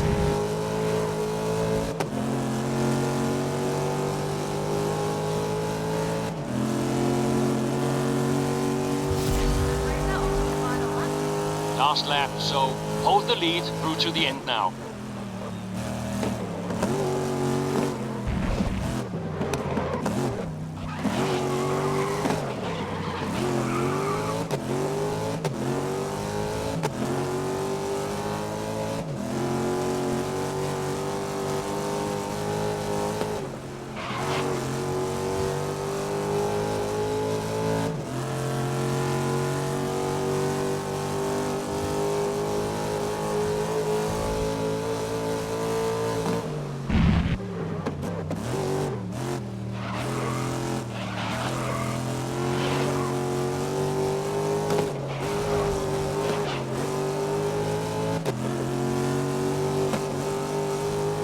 Spring onions are nice in the fried rice. When it comes to fried rice, I usually like them with a bit of a Chinese sausage and some peas and carrots and garlic. Add a little garlic into the mix.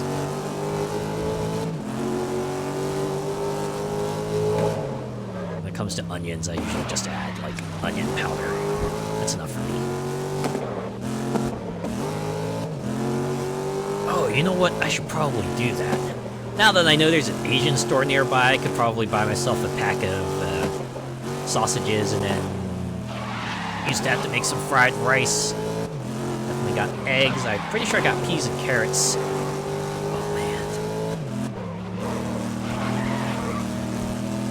man, I gotta do that now. Gotta put that on the list.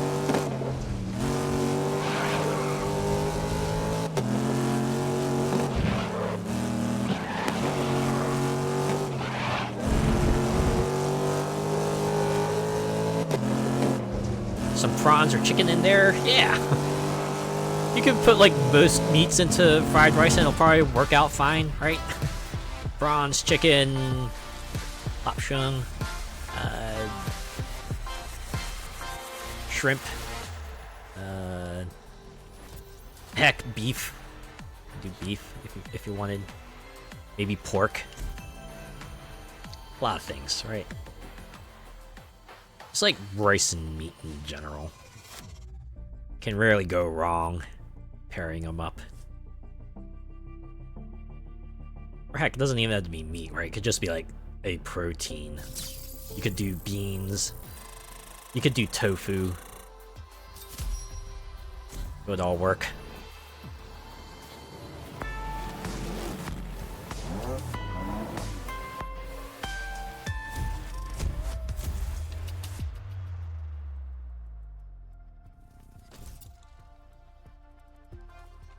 Man, we're in the second half now.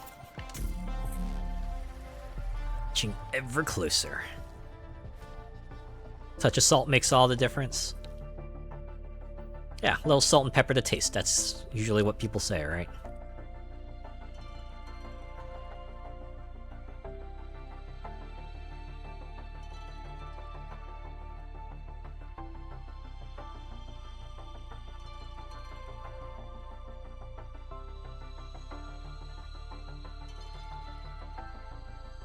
This is Indianapolis, the pride of the Midwest.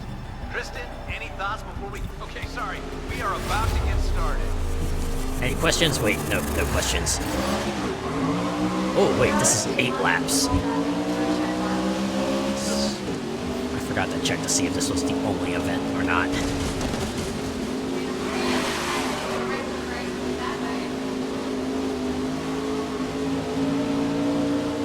On the other hand, this might be an oval track, so if it is an oval track, 8 laps will probably go by in a flash.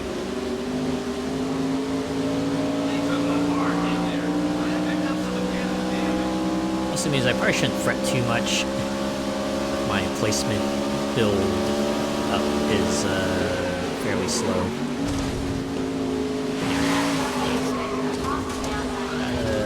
Good amount of time to get to the top, right?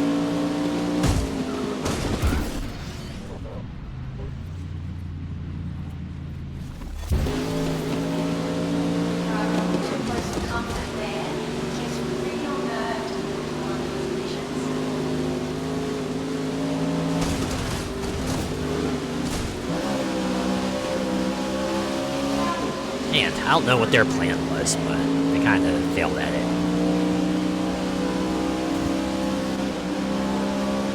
You're in. Oh. Dang it.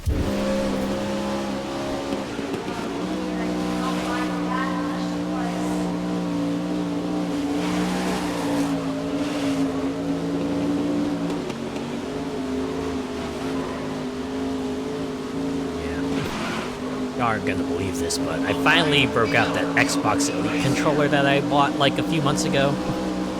Largely motivated by the controller scuff I was having last week, I finally hooked that up.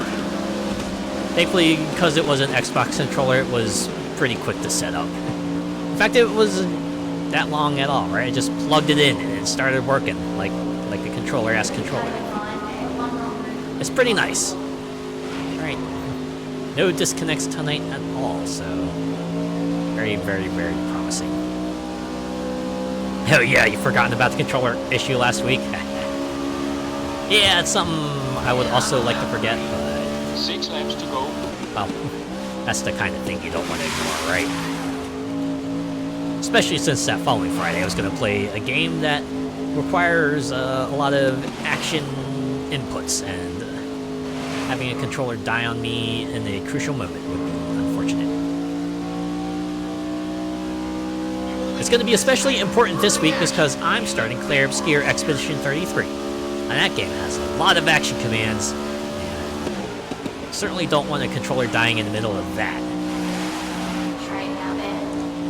Although the game does have difficulty settings to kind of help you with the timing windows and damage and everything, but might as well get it fixed now. That way I don't have to worry about it later, right? Hopefully this controller will last me 10 years, much like the OG 360 controller did. 07, you were a real one. Yep, you got me through a lot of things. It is time for you to rest. Or maybe I could look into seeing if I can maybe do some work on it and then have a Player 2 controller ready. You know, if the time ever arises that I might need a Player 2 controller. You know, it might happen. It makes for an interesting VOD. I bet it does. I even changed the description. just added a little blurb about controller scuff in the YouTube VOD for that. Yeah, good thing I wasn't playing a fighting game. Good lord. game like that demands you to be locked in at all times. Through the halfway point. Like a controller dying even for like half a second can make the difference. Make all the difference.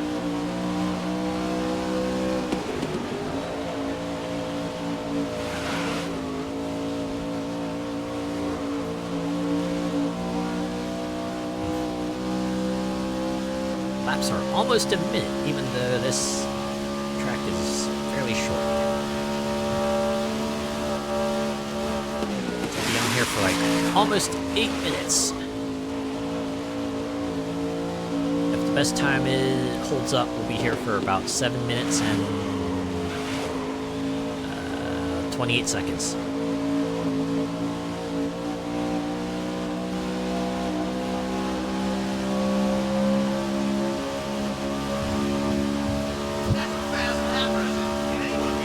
Laps to go. I always find they seem to go in one of the triggers.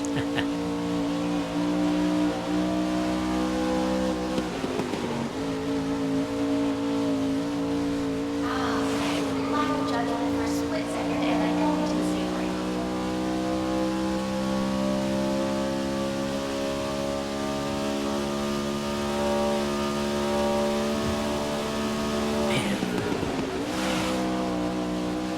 Find 8 laps being pretty lengthy already.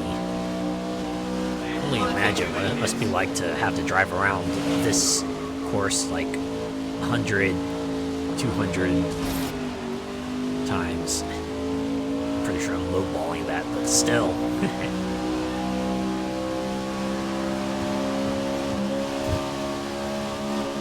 Oh yeah, the stick drift. Okay, I actually had a bit of laps. that, right? A little bit of stick drift on the old Xbox controller. But you know, it wasn't that bad. It was still something I could use. Up to the point it just started disconnecting randomly. 500 if it was Daytona? Oh, okay. I really was lowballing it, damn. Jeez.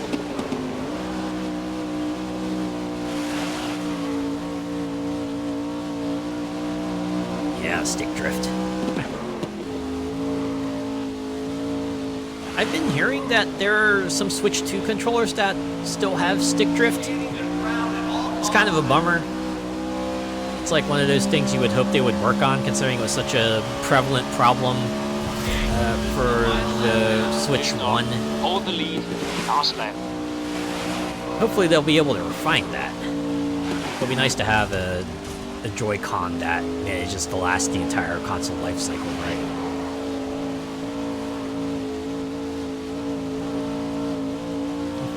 Although I have to admit, whenever I use my Switch, I rarely, if ever, use it undocked. Right, I rarely use the Switch for like 50% of what it was designed for. It is mostly a home console for me. Although I know for some other people, they almost exclusively use it on the go. Which, in that case, yeah, stick drift is a major issue for them. Yeah, it looks like I took some damage. Yeah, from here, I'm about to win this race! Very good there.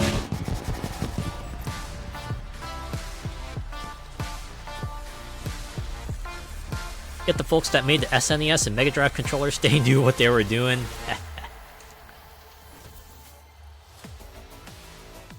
Anyone who made like the original Nintendo stuff. Right. Anyone who worked on that Nintendium.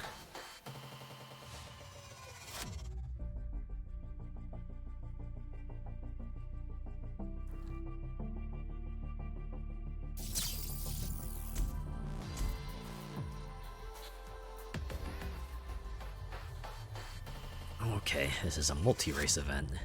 Doing another 8 laps on an oval circuit. In Crescent Valley. Forgot to check, like, which race this was. Like, X of Y.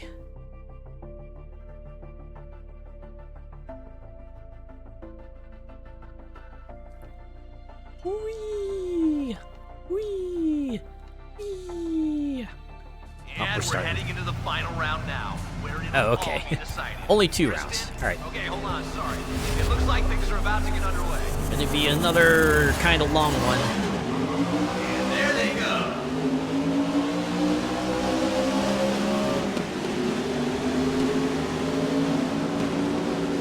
Charge to the back now. Taking second place. If I fix my other controller, I could customize it. That's true, yeah. I'm sure there's folks out there that still do custom 360 controller housing. Might be a nice touch.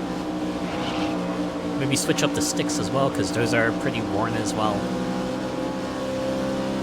Triggers and buttons still work fine, so... might be worth replacing them anyway, because, you know, Wow, Alex is they could be on the way out, right? And if you're gonna open that thing up, you might as well swap everything out, right? That way you won't have to open it again for a while.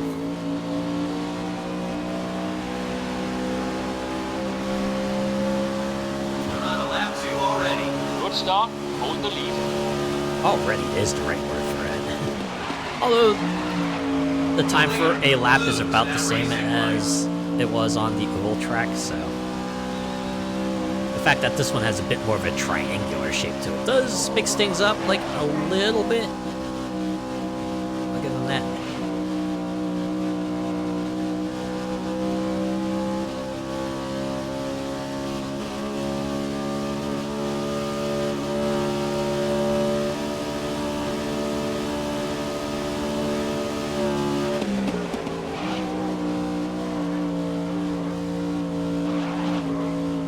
Does anyone else have a customized controller? It's a random question. I thought about like going through the Xbox Design Lab, Got 6 right? Just going through that and just like getting a custom controller that way, but never really pulled the trigger on it. That would be kind of fun though. I did like the picking out the colors and everything, and I was like, you know, this would be kind of fun. On the other hand, I already have like a bunch of Xbox controllers already, so not sure if I could justify getting another one, even if it were personalized to an extent.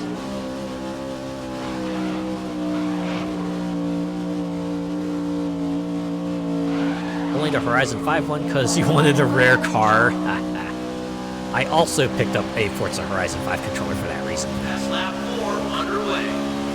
I remember using the emote that came with it for a good long while. That was my I want emote for a while there.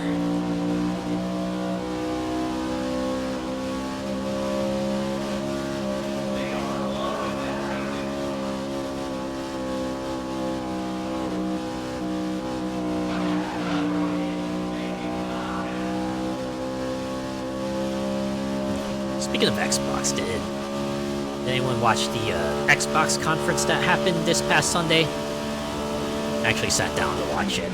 I almost thought I wasn't going to be able to because I had like other things that popped up, but luckily I was able to wrap up and catch like the back part of the general presentation. They had some interesting Okay, things you're on it. halfway through the race. I think the one that really caught my mind was this game called There Are No Ghosts at the Grand. I basically like the way they presented that one. It started out as like it would be one of those home renovation games you would see, like House Flipper. But then like partway through, they revealed the supernatural elements, right? And they're like, oh yeah, you're gonna sneak into secret areas, you're gonna solve puzzles, you're gonna encounter all sorts of weird and crazy creatures, and I'm like, okay. You have my attention. This could be interesting. Keep an eye on it, see how it develops. Hopefully they'll be able to stick the landing, because they certainly got me hooked.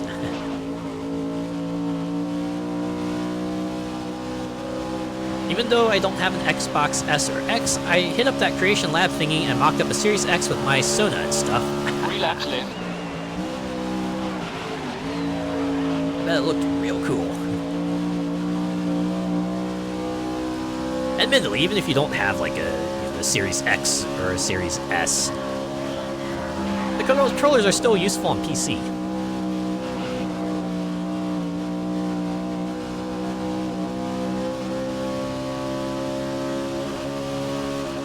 That being said, I know some people who prefer using PlayStation controllers on the PC, and other people who actually will go through the hoops to get Nintendo's Pro controller working on the PC. And you know what? Like, whatever's comfortable for them, right?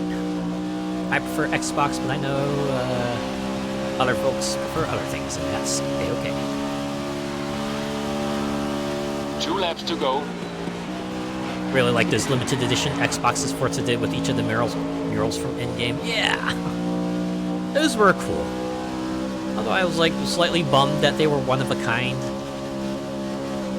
I feel like consoles could use a bit more personalization.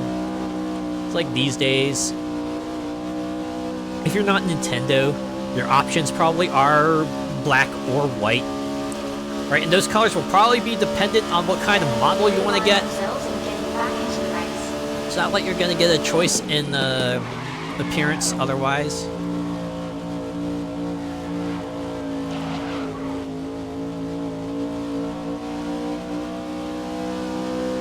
I guess I could still appreciate that. At least Switch does that to an extent. They will have like the special edition Switches come out for various games. Like the Smash Brothers one, and the Zelda one, and the Animal Crossing one, and other ones as well. I'm sure Switch 2 will have that as well. Personally, I'm gonna wait for that. Whether it be like, you know, Fire Emblem or Smash Brothers or Splatoon or something like that.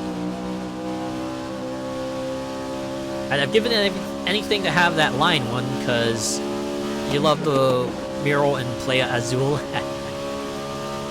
Always a bummer when those are like one of a kind. Then again, it's like the FOMO and exclusivity deal, right? That's like what they're preying off of. Oh, they made contact. Must be talking about someone else. Oh, there we go. Another event in the books. Let's go. One reason you went with a custom PC so you could have it exactly how you wanted? Yeah, there you go. Where there's a will, there's a way, right? Forge your own path and all that. Daytona! Let's go away! Hello, Gunter Maxwell. How are ya?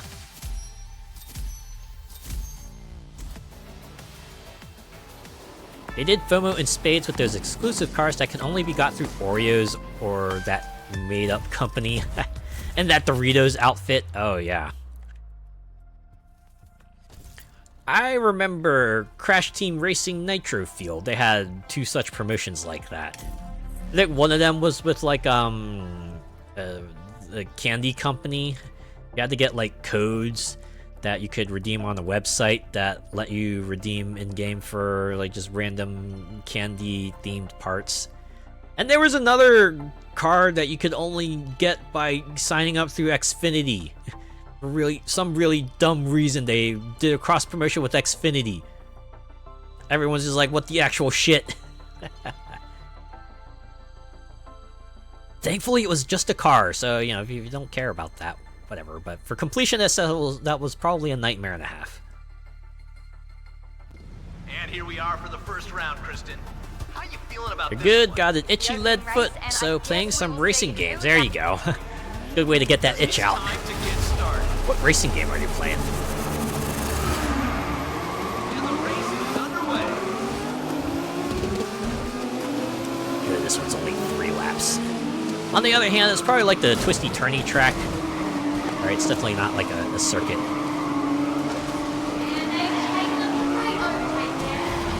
Okay, don't be surprised if they're gunning for you now. Yeah, well, they're just gonna have to deal with it.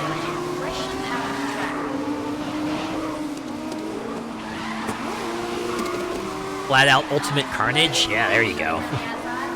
A real good way to scratch that itch right there.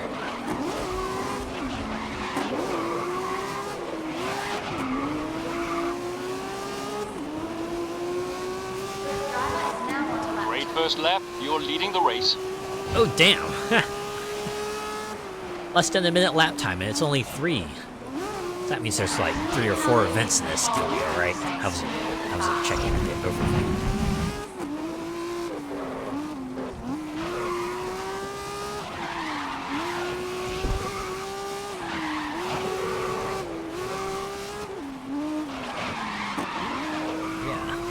That Xbox conference. Oh, there was another game that looked interesting. So I'm like the guys who did Spirit Fair. It's called At Fate's End. It's interesting because it looks like a character action, but also cards. I saw some people compare it to like Kingdom Hearts Chain of Memories. Interesting new thing to do. Eager to see how that one develops.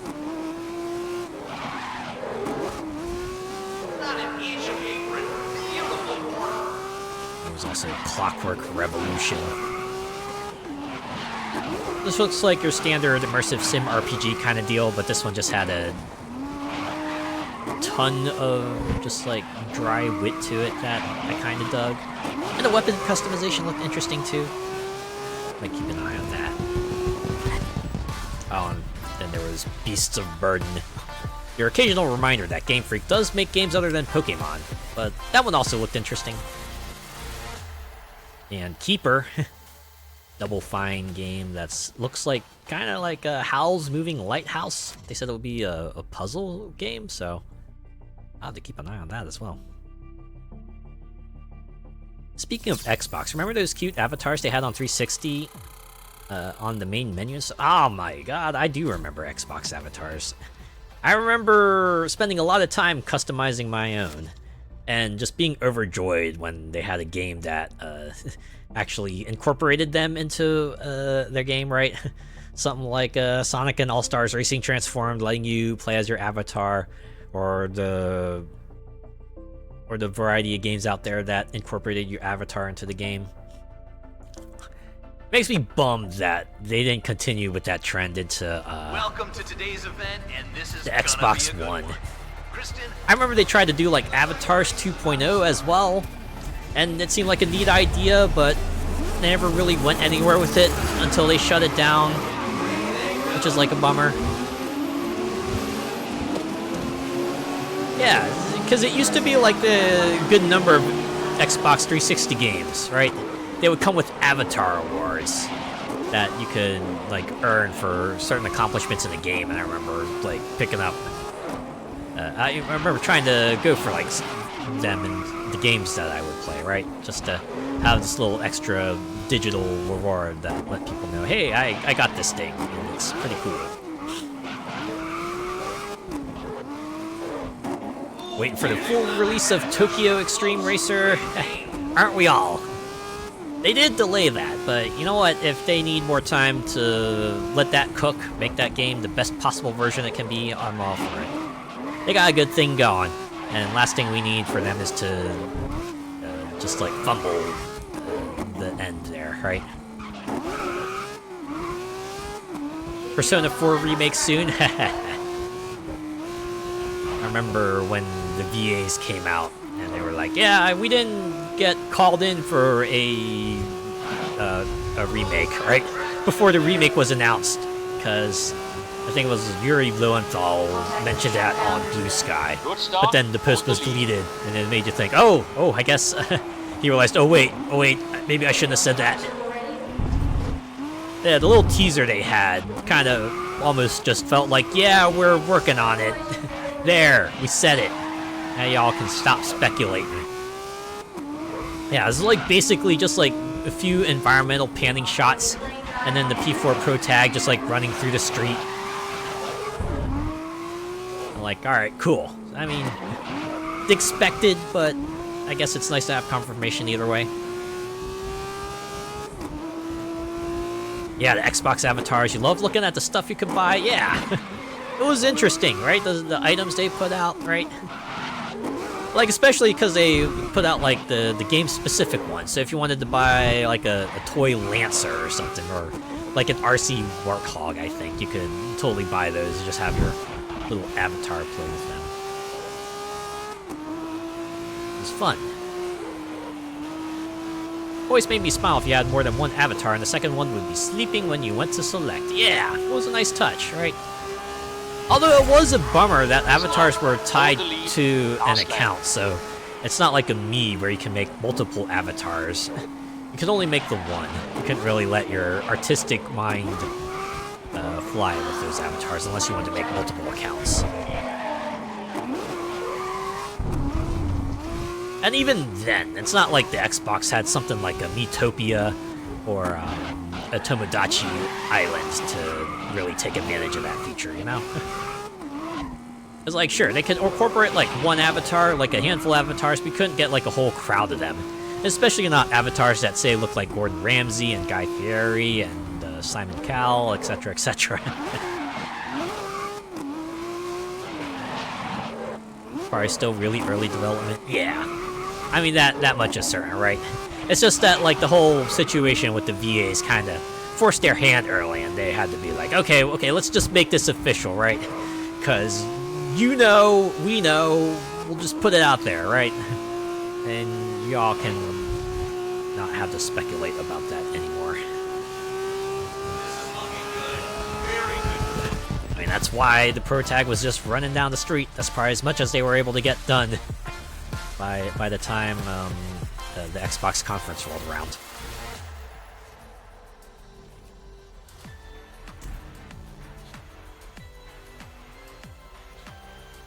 By the time you've flown back home, you'll be enjoying FNAF Secret of the Mimic. New FNAF game.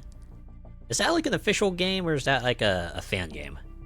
Either way, I do hope you enjoy that. It's always nice to have something to look forward to when you get back. It's like, yes, time to catch up on everything I've kind of put on hold for a bit. An official one? Ah, very nice, very nice.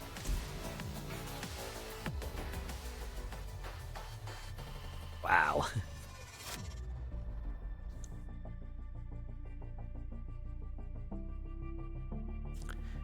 I gotta admit, there was like one thing that I thought was a bummer at the Xbox conference. It was like the classic one more thing, right? Feels like every conference now has like a one more thing. One thing that they have for the very, very end. And for Xbox this year, they revealed Black Ops 7. I'm like... And we're heading into the final round now. I'm sure people are excited for that, but... Kristen, tell me what's I could not muster up any for that. Happy for the people who are looking forward to that, I guess, but... I wish they went with something else. Oh well. They can't all be winners, right?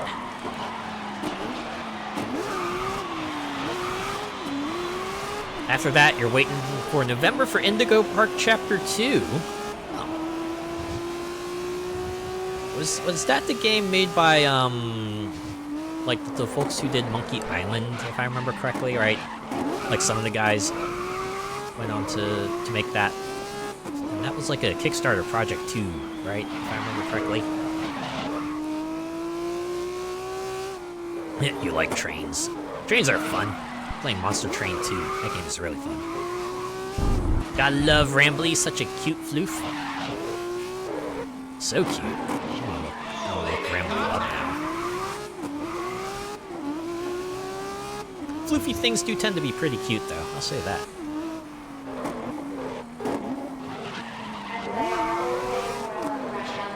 It's that huggability factor, right? Like, something seems like you could just, like, cuddle to the end of time. It's like, yeah, naturally lend itself to being very, very cute.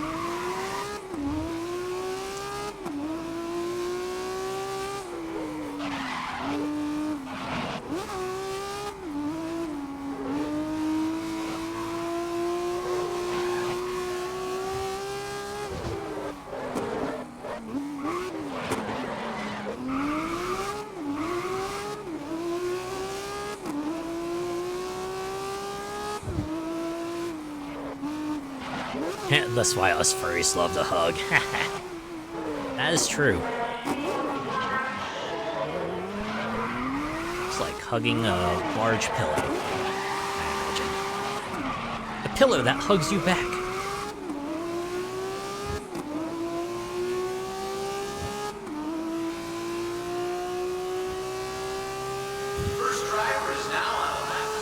Great first lap. You're leading the race.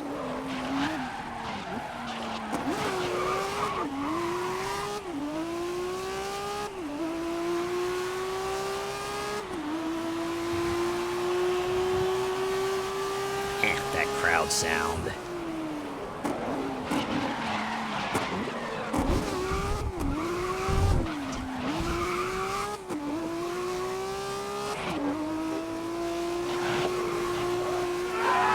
Huh? What? Angel Membrane! Hello, thank you so much for the raid! Hello, Angel Membrane and Raiders. I am Azure Gale. I am a wandering VTuber looking for interesting games. I like tabletop games, I like indie games, I like retro games, but I also like racing games, which is why I'm playing Grid 2019 at the moment. We're going through Season 3. How are you? How was your stream? What were you playing? Let me give you a shout out here. I'm gonna have the music drop out for a bit while I get you in here. Quack. Quack! Does that mean you were playing, like, Duck Detective? I guess we'll find out. Let's see, so Angel Membrane. Oh, Persona 4 Golden! Ha ha ha! Funny, we were talking about that a little earlier, and turns out you were playing that. How's Persona 4? How far are you in that game?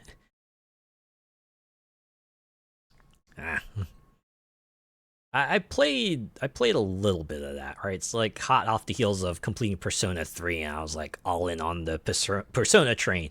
So I was like, yeah, next summer I'm gonna pick up Persona 4, I'm gonna play through it. And then I think I played all the way up to Risei's dungeon, and I just did not continue it for some reason or another. I had a great time of it though. I think maybe even a year later it was still like too soon, I guess. I don't know. I might be willing to go back to it though. Although I know Persona games are like long runners, but yeah. Any case, I hope you had fun. I hope you enjoyed it.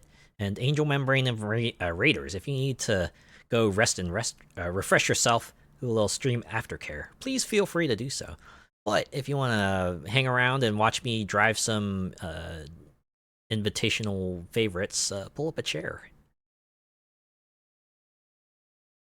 See some other chat messages here real quick. Indeed, though, I will admit, when I went to my first con, it was hard to get used to getting asked to hug someone.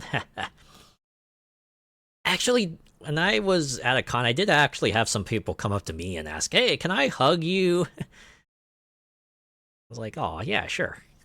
Like, it was nice. Take some getting used to, I bet. Still worth it, I'm sure. Super nervous going up to a stranger being like, can I have a hug? I certainly get that feel, right? It's like, you don't know each other and just like coming up and just asking for a favor, but yeah. People do say, it's like, oh, the worst they can say is no, but that's really not the worst they can say, right? It can be a little worse than that. So I certainly get the apprehension, right? Alright. Let's continue racing, shall we?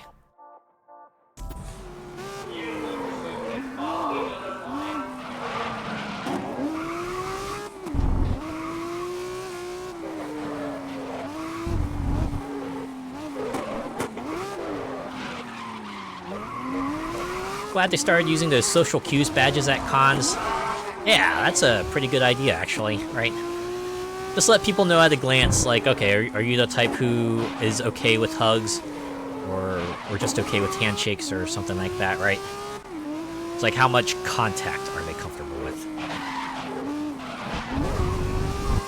Because people have different boundaries, and sometimes it's good to get an idea of what someone else's boundaries are.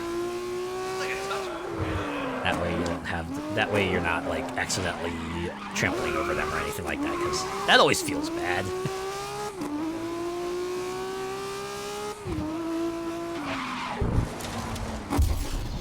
Oh, I thought for sure they were gonna penalize me for that, but yeah.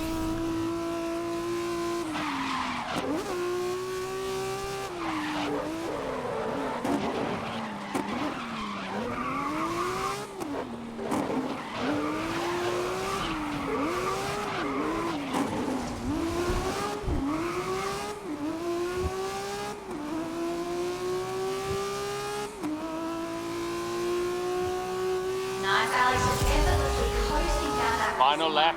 Keep that lead intact.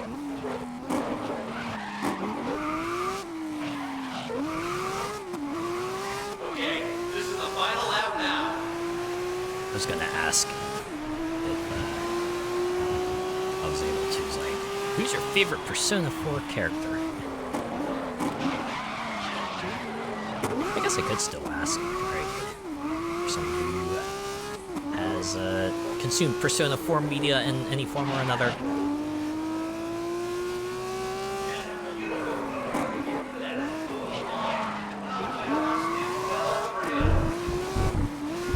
As for me, I'd probably say my favorite character in that game would probably be Naoto. Because she's like a detective who wants to grow up to be like a serious detective, but unfortunately, she's a lady trying to enter a male-dominated space, and that comes with all the troubles that you may expect it to, and her dungeon is just all about sort of her internal conflicts with that. Felt relatable in a way.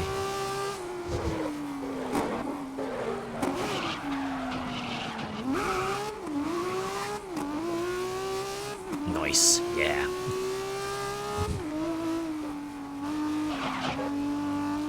I think that's the thing with Persona 4. Like, a lot of people could probably find at least one character that they can super relate to one way or another.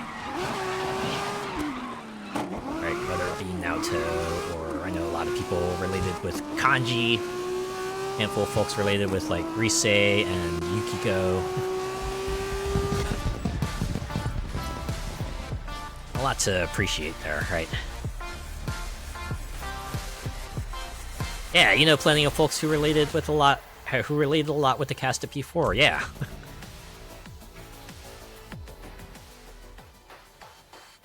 You know, they had personal problems just like the rest of us.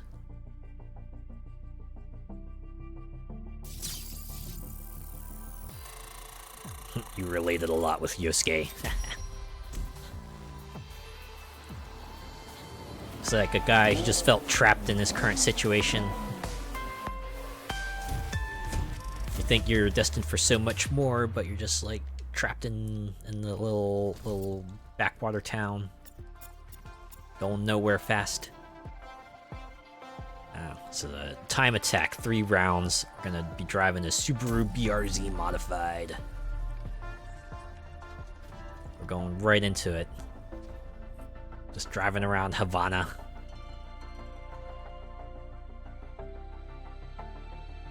Yup. How it be. Reason why Persona 4 got like a zillion spin-offs.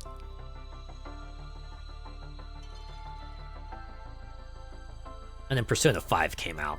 And it got like a good number of spin-offs on its own. And then they started doing like a whole remake. So we got Persona 3 Reload. We're gonna have Persona 4 Revival coming soon. I imagine given enough time, they might do like a Persona 5 remake. That would be the wildest thing. Right? It'd be crazy to think about. Like, oh yeah, if they do announce Persona 5 remake in the future, they're like, wait, but didn't we get Persona 5? Until you realize Persona 5 is like almost 8 years old now. It came out in 2017. And here we are for the first round, In Kristen. 2027, it'll be 10 years old. I feel like it's taking these drugs. And I've just been told the race is seconds away from lights out. Wild to think about, right? I remember its initial release like it was yesterday.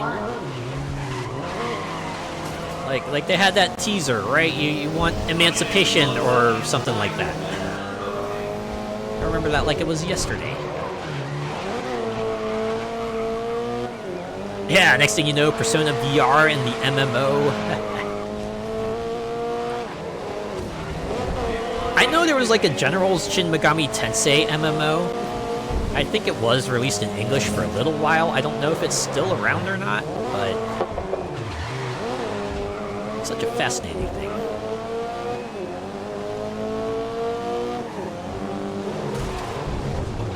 What an impact. That said, they do have an SMT gacha, and they do have like a Persona 5 gacha game like coming out soon. nutcracker.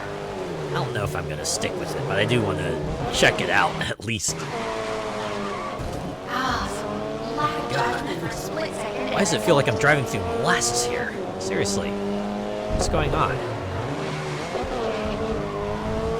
Hopefully this thing will get its act together soon. Practically ready to nail it. Again, the speedometer says I'm driving like 80 miles per hour, so maybe it's not that unusual. Okay, pass on the inside. What is Yeah, that was a thing. It was a thing. You know what I'm surprised wasn't a thing? Persona 5 Arena. Given like how much of a splash Persona 4 Arena made, I'm surprised they didn't try to do like a Persona 5 Arena. Especially with like Arc System Works' sort of house style. I think a Persona 5 Arena would like the way they animate Guilty Gear and Grand Blue Fantasy Versus and games like that. Probably would have been pretty neat. Would have been at least see a fun update on like, you know, what Persona 5 characters are up to and like even more grown-up versions of the Personas 3 and 4 cast. Because the Persona 3 cast was already somewhat grown up in Persona 4 Arena. Now it'd be even more grown up. When that takes them on the inside.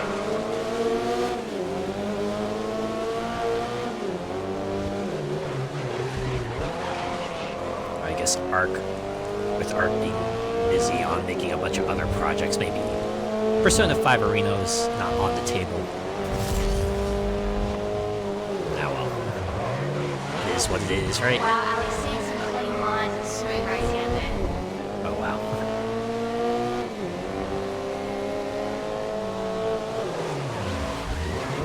Yeah, you may notice my model acting like a little differently, like how the eyes are actually like more fluid movement now. That's because I picked up V-Bridger like not too long ago. So I think someone was suggesting to get that for like a better tracking of a model. I was like, yeah, sure, right. I didn't even realize that was a program that you could buy on Steam. But I guess that's like the place that there is for it, so I picked it up and I hooked it up to like VTube Studio and everything. That's why things are like a little different, right? Blinky, yeah.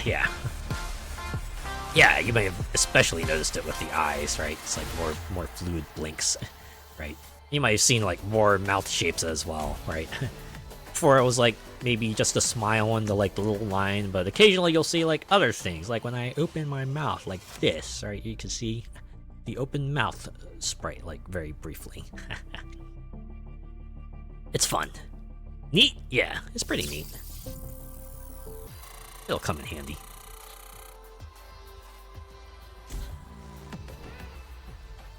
You do things steps at a time, right?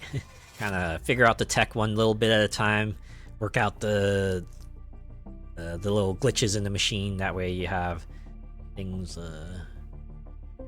nicely constructed, right? By the time you get everything all together. It wouldn't be out of place in something like One Shot. Oh, is that so? One Shot. Now there's another game I want to play. The premise of it sounds fascinating.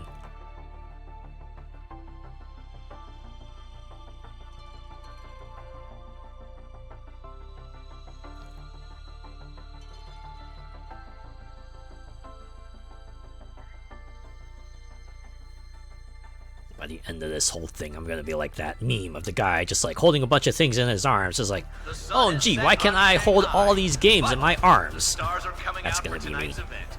Kristen, what are your okay, sorry. We are about You to bawled get like a baby at the ending? Oh no. But that's when you know a game is good, right? When it elicits a strong reaction like that.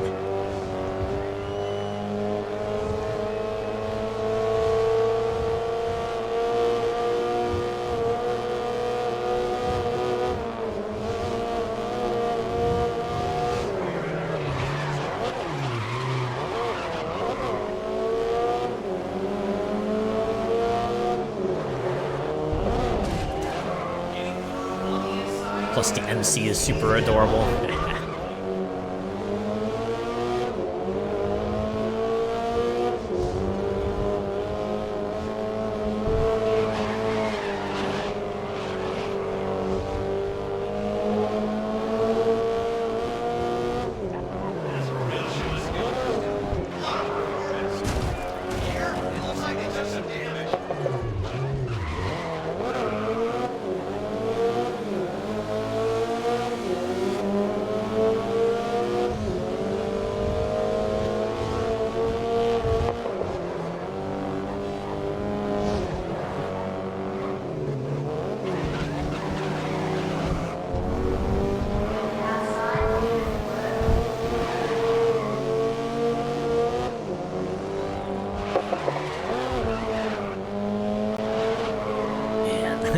I've been driving on tracks for so long, I forgot what city driving is like. So many corners. I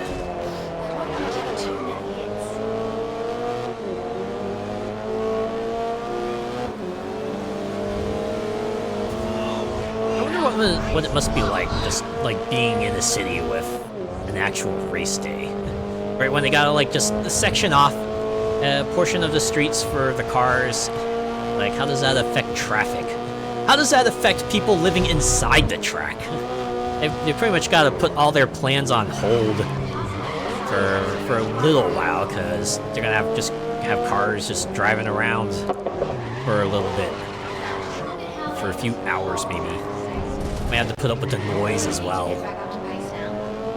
A lot of motors, a lot of people cheering, a lot of announcer sounds. Hell to get about, I can imagine. A disruption to the routine, right? When you gotta like make all the other streets have an increased traffic flow for a brief moment. It's definitely gonna be a trial for a lot of folks, and sometimes in more ways than one. But yeah, sorry, you're stuck today. Got cars going zoom. If you got plans, right? Either you know. Be prepared to stay at your place, or be prepared to stay outside of your place for a good long while there. Not like that, touch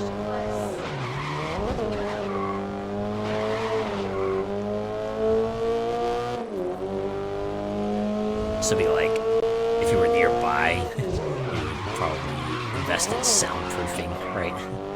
Get a soundproof booth, or just like put sound dampening panels all over your room.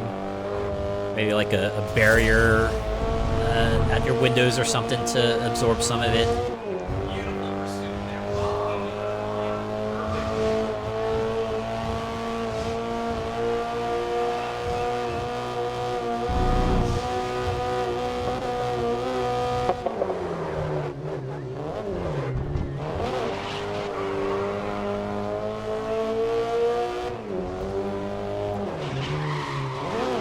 I briefly thought about, what if they just like made a walkway over the whole thing, but then I realized I don't know if a walkway would be the best idea. Like, what if it suddenly collapses, right? Like, even you could make all the checks in the world, but you know, freak accidents could happen sometimes. That sky bridge were to suddenly collapse, it could prove to be problematic. At worst, catastrophic.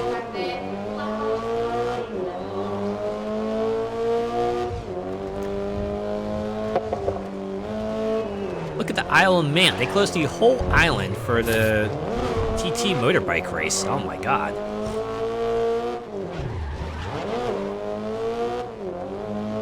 It's like, don't expect to get anything done while the motorbike race is happening. Whew.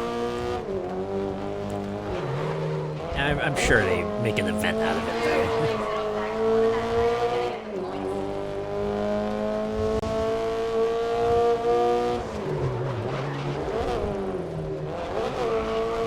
It's just like a thing that becomes tradition, I imagine.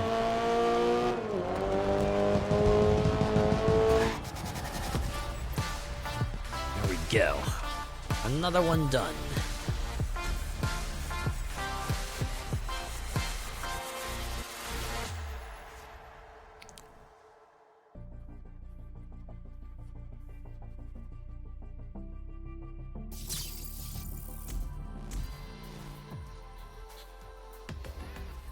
One more time, and we're going to San Fran. Good old San Francisco.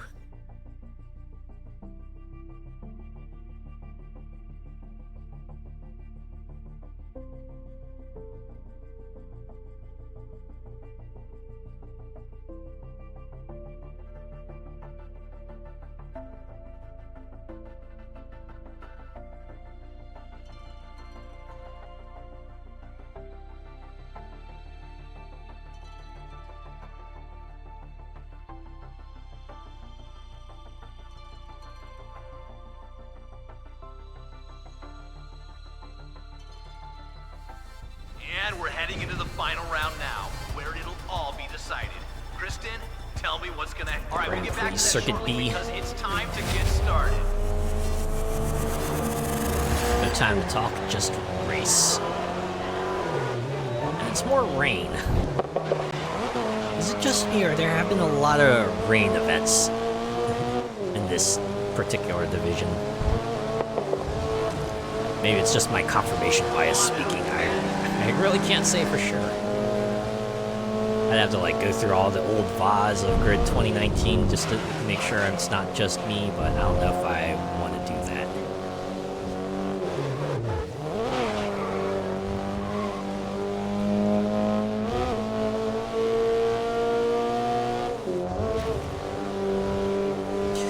that. Have a word with my homeland to send them our rain.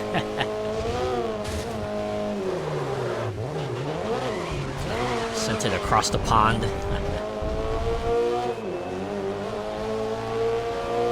Or around the world, rather. Sent it all over the planet.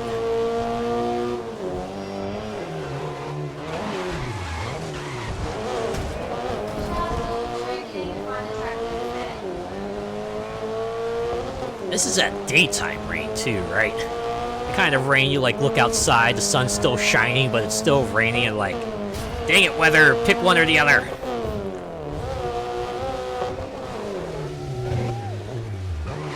It's just like an unspoken rule. If it's raining, then there's no sun. That's how it's supposed to go. Of course, that's not how it actually goes, but that's how it's supposed to go. Next thing you know, a huge rainbow. Well, there is that light at the end of the tunnel, huh? Quite literally. Considering our rainbow is just a product of the lights reflecting off the water and the air and stuff like that, right?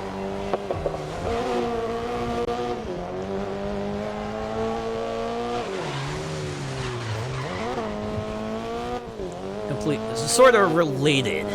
I still remember that double rainbow, right? Y'all remember double rainbow? Guy who just sees a double rainbow and just like absolutely overjoyed seeing it, just like, what does it mean? I still quote that every now and then. Like anytime. It doesn't have to be a double rainbow, right? It could be a single rainbow and I'd still go, what does it mean?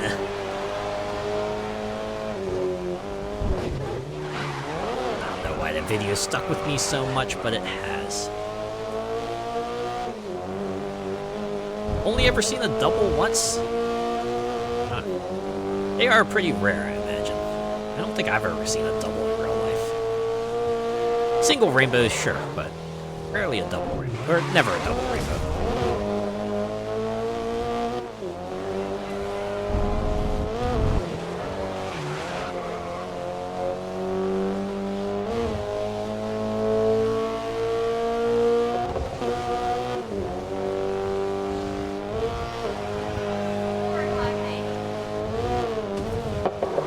Yeah, this guy showing his pride. Yeah!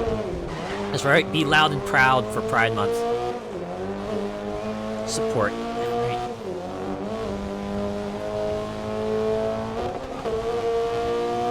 Appreciate the support.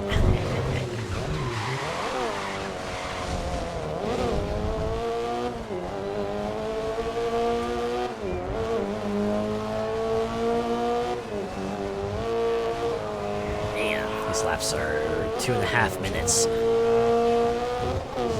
Pretty long runners. Need all the support you can get. Oh yeah. especially in these times. Hang in there. Do what you need to do to get on by. Well trailed.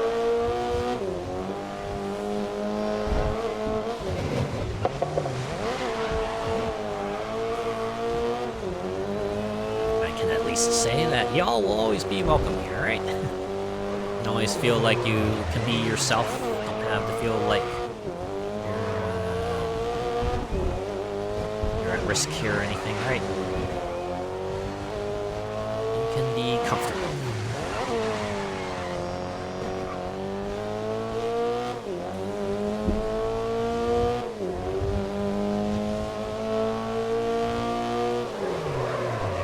Safe havens, yeah. That's nice to have those, right? Nice to have someplace you know where you can be safe.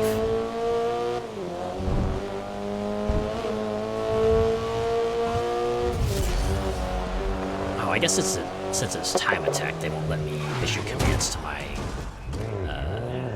race partner because there's really nothing to push for, right? I was like, yeah, hit the accelerator, try for a better time. I guess that's what you should be doing anyway, but try harder if you aren't already. Oh, there goes the hood. Whoop, there goes gravity. Whoop, there goes gravity. Oh no, gravity's still a thing.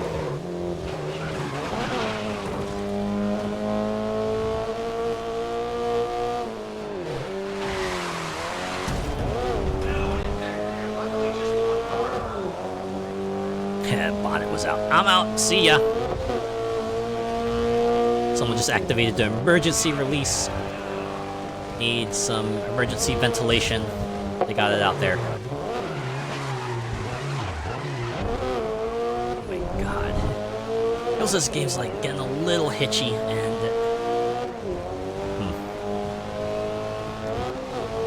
hopefully it's not too noticeable on the other end, but feels like I'm kind of spotted here and there.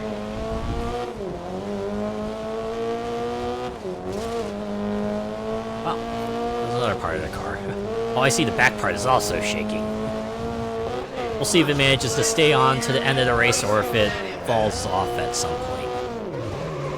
We'll find out. I guess if I smack into a wall hard enough, it might fly off. We'll see.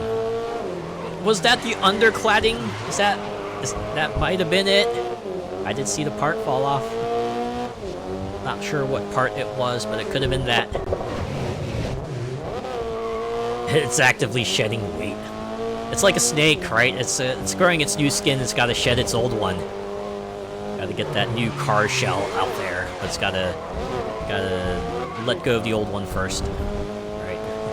Just see like carologists come by sometime later, go, ah yes, this must be where the car molted and grew a new body.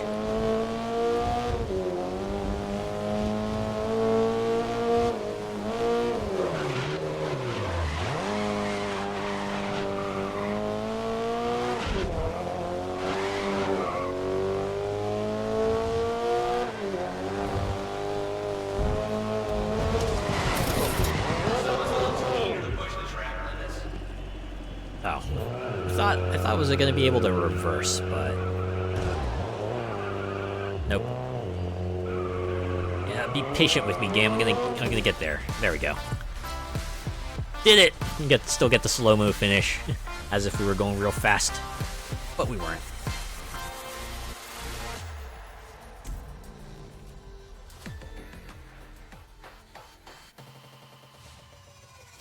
That should be all of the events in this one, or all the races in this event, right?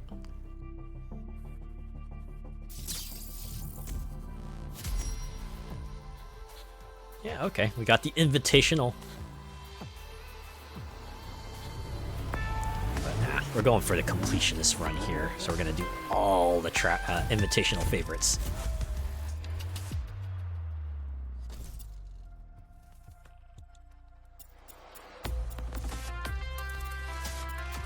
Yeah, there's that musical cue too. Yeah. Volts Racing. Is that an in-universe team? Anyways, let's do the endurance race. The prototype legend, Acura DTI.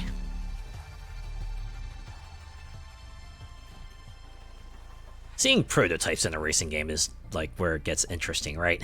Because those are like the concepts for that year that they decided to just put in a video game to kind of immortalize it, or just like give you an idea of what it could perform like.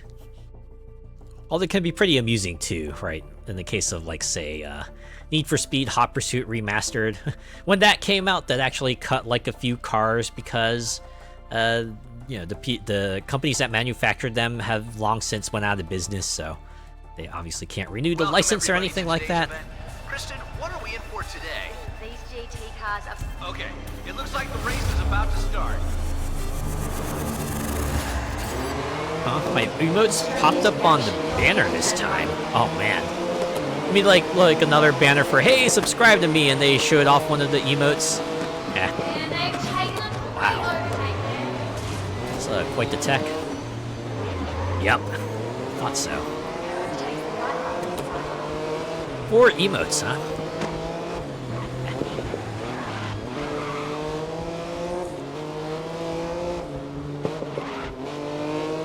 I think like the moment you become affiliate, Twitch gives you like 15 slots by default. You get like 5 animated slots, 5 regular slots, and then 5 additional slots that you can use for follower emotes. And you can get an additional 2 animated slots if you use like their in-house events dealio, which is what I'm using right now. So in total, you can start out with like 17 emotes, right? 10 regular, 10 animated, or 7 animated. And to get more slots, you have to get like a certain number of subs. I actually got like a bunch of emotes waiting in the wings. Right, the moment I get more emote slots, we can put some more emotes in there. It's just a matter of time. Good start. Hold the lead. We'll get there. We'll get there. One of them was the pom-pom one. Oh yeah, I like that one. It's a fun one. Way to cheer the folks on, you know.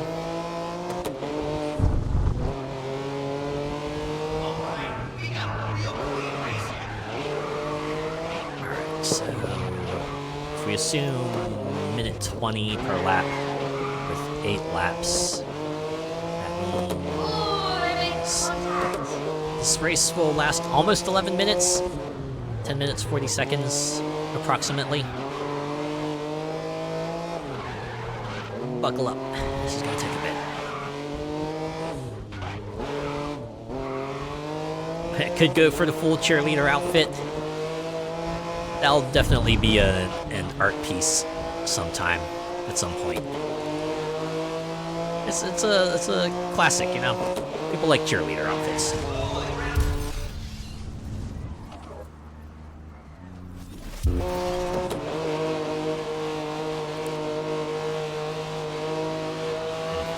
A lot of outfits that I could think of for just like art pieces, really.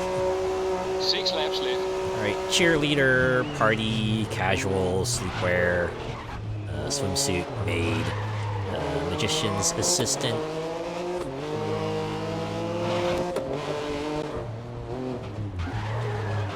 You know, things along that line.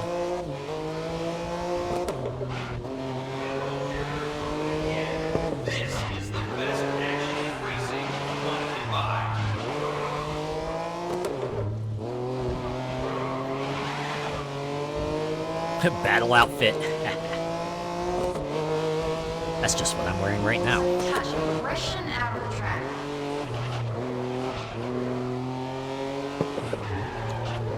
Right. It's kind of like Persona, right? Like everyone in that game just battles in their school uniforms. It's kind of like that, you know?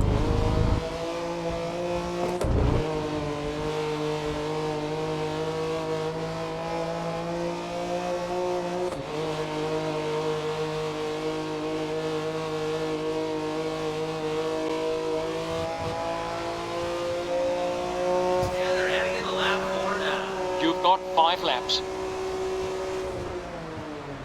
probably do that sometime in the future. Just like put up an art poll. Like, all right, so what kind of art do you want to see? Just like throw out a few options. That'll probably be a fun, quick activity to do. I'll definitely pencil that in for the future. Right, sometime in the future. Anything cute? I agree with that. I am all for cute art.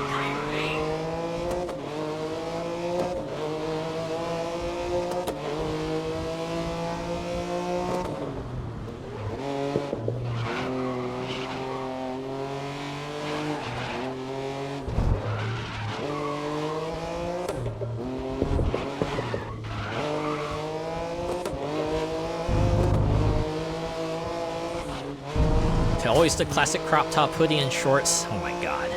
The number of other VTubers I've seen whose outfits are whose outfit is pretty much crop top and shorts. I realized like how common that was.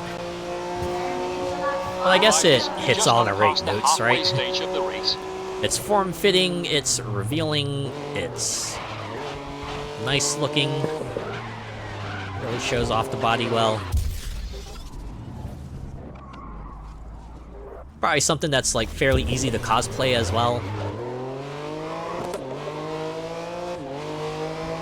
Right, it's usually not too hard to like just find a pair of bike shorts and a crop top. Just like throw on a few extra accessories and then you can really just like cosplay as a character.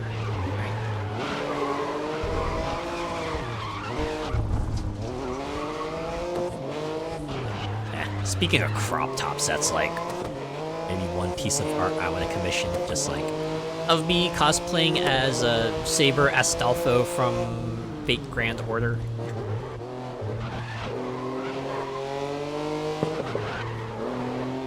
This outfit is wild. And what better time to do it than like say a Halloween cosplay or something like that, you know? 'Cause Halloween is the perfect time to step out of your comfort zone and wear something that you normally wouldn't wear otherwise, right? You have the perfect cover for it. Inception. Cosplayer's avatar cosplays as... It's fun. It's just fun, just like seeing your character just having an expanded wardrobe, right? It's pretty cool. Gotta go all out for Halloween? Yeah, you do. It's like one of the few times in the year you get to do that, right? Especially if you don't go to cons. That might be your only time. Your one chance to wear something out of the ordinary. Seize the moment.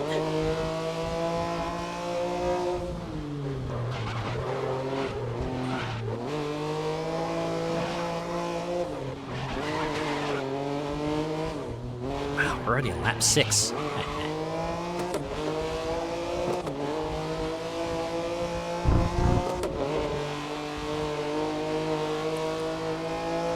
About another 2.5 minutes to go.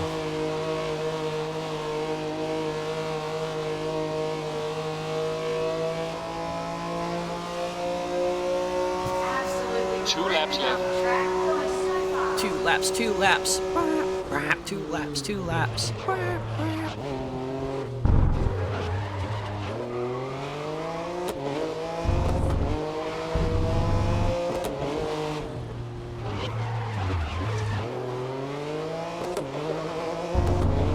You did a good job of your outfit last year. Nice. It's always nice when you feel accomplished, right? When you feel like you managed to pull it off, everything came together. You're like, yes, enjoy the fruits of your labor and all that, right? Well done. It's a confidence booster too, right? This makes you think, oh yeah, I can do this again, right? If I need to do it again in the future, I could totally do it. First time as an anime character, ooh, very nice.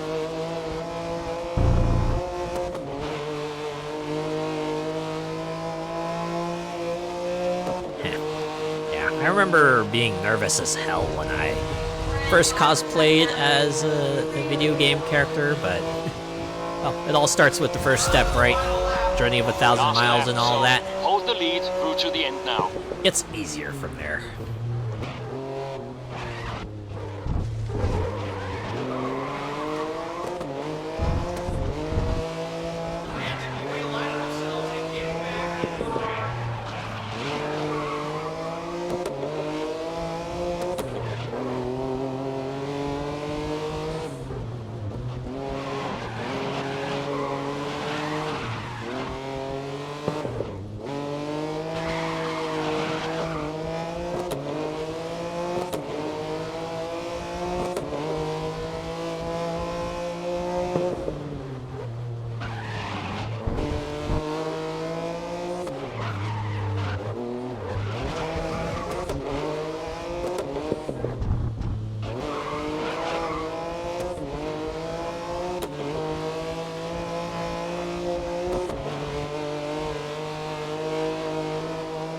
This felt really quick, but I see the overall race time up there, and I was like, oh, well. No, this really was 10 minutes. We really did spend 10 minutes on this track.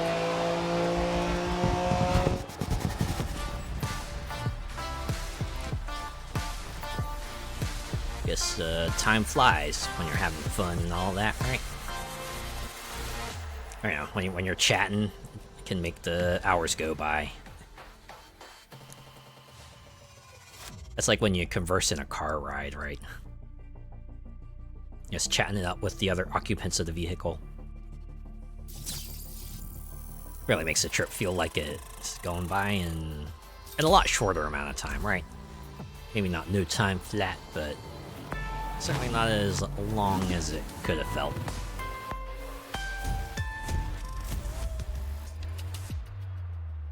There we go. Endurance race is done, and now we got the extra long events to take care of. Oh. Wait a sec. 3 rounds. Oh, okay, and these are 4 rounds. Huh. 3 rounds. Oh, alright. That means they must be extra long races. Or, you know, slightly longer than usual, which is why they only have 3 of them. When you're not dozing off and getting a stiff neck and a seatbelt mark, oh my god. Does that happen to anyone else? You're just like sitting in the car, just driving along, I suddenly just feel like drowsy, right?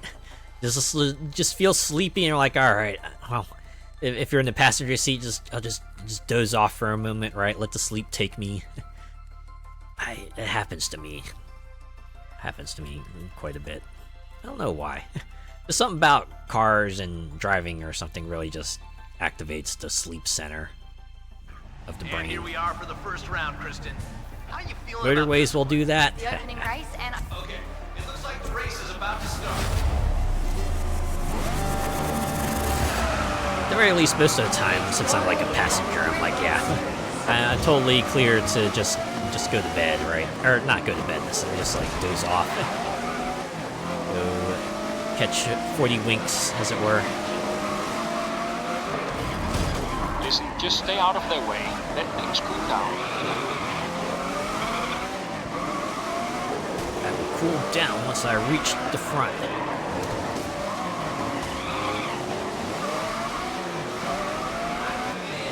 Done that on buses too, just feel my eyes get real heavy. Oh yeah. I can imagine. Especially like on a bus, right? Imagine like just the slower forward motion just somehow lulls you into a sense of sleep or something. Well, I imagine public transport is like one of those times you want to be extra careful because you don't want to fall asleep and miss your stop. That would be unfortunate.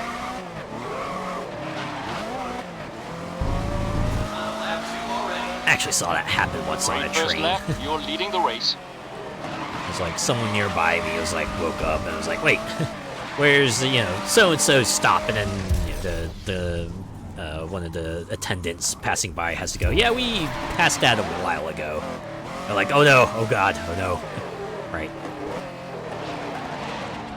And then I saw them get off at the next available stop. And, well, hopefully they were able to get to where they needed to go. That was a few years ago, so I'm sure they got to their destination okay. If a little late, or maybe like really late, but it is what it is, right?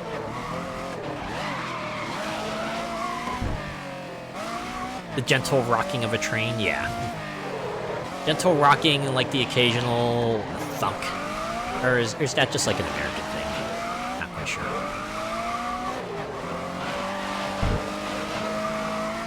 On to lap 3. 4 laps to go. Right, just an occasional thunk, thunk, thunk as it's traveling down the tracks.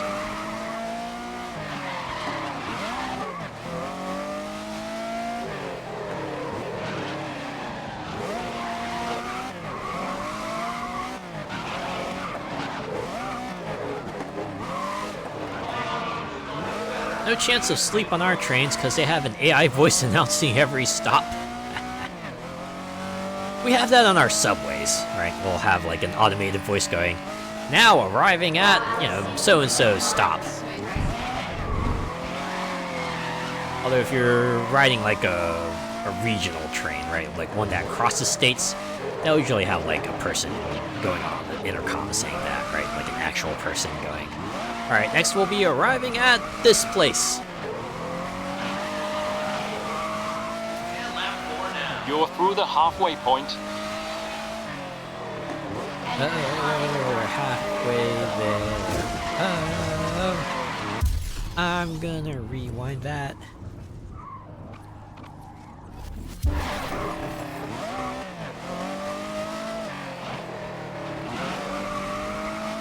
Your buses have that too. This is service 49 to Woodvale. The next stop is. We got buses like that as well, actually.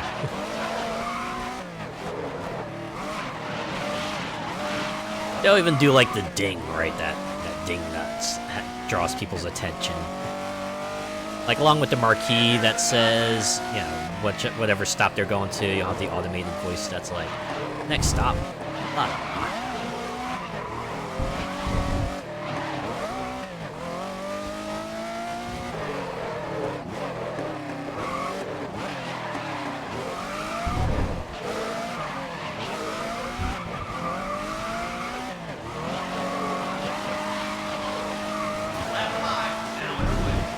Okay, you've got 2 laps. These laps are going by fairly quickly, all things considered. Granted, this is the first race. The next 2 races might have longer laps. We'll see.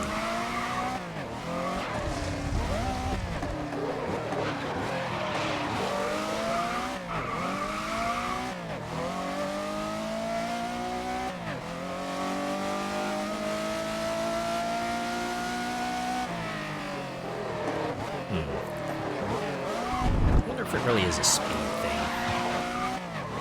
These cars can achieve speeds of like 200 miles per hour. But the cars I was driving in like the city event was only going up to like maybe 150 at best. So it probably just felt slower. Because it was slower, right? Listen up. Hold the lead. Last lap.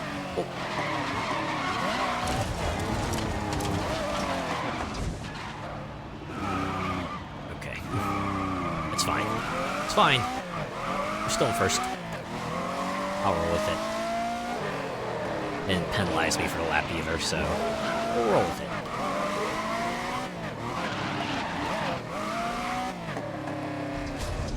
No, we're gonna rewind that.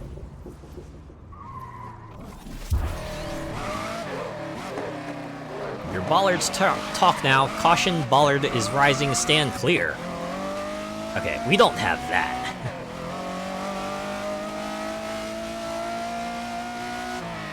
Then again, I can't think of like many places around here that actually have like rising bollards. Like, it's not a thing that you see everywhere. Maybe like in an entrance to a really luxurious building or something, but.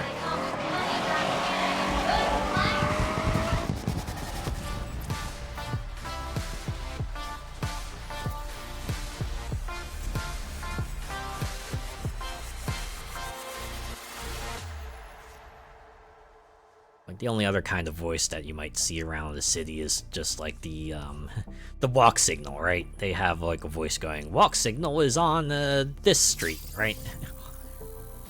Walk sign is on the cross. Things like that. It's handy. I can appreciate having that.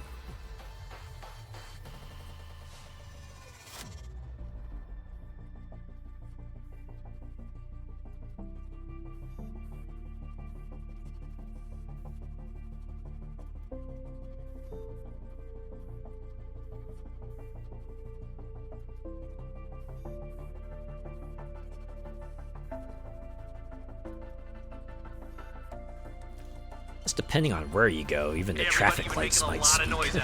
That's usually out like in highways, though. You don't see that too much in the city. Right, because it would conflict too much with the walk signals.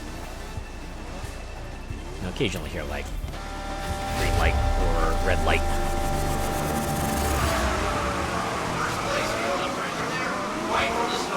Sometimes you'll even get like a brief, bright, flashing light.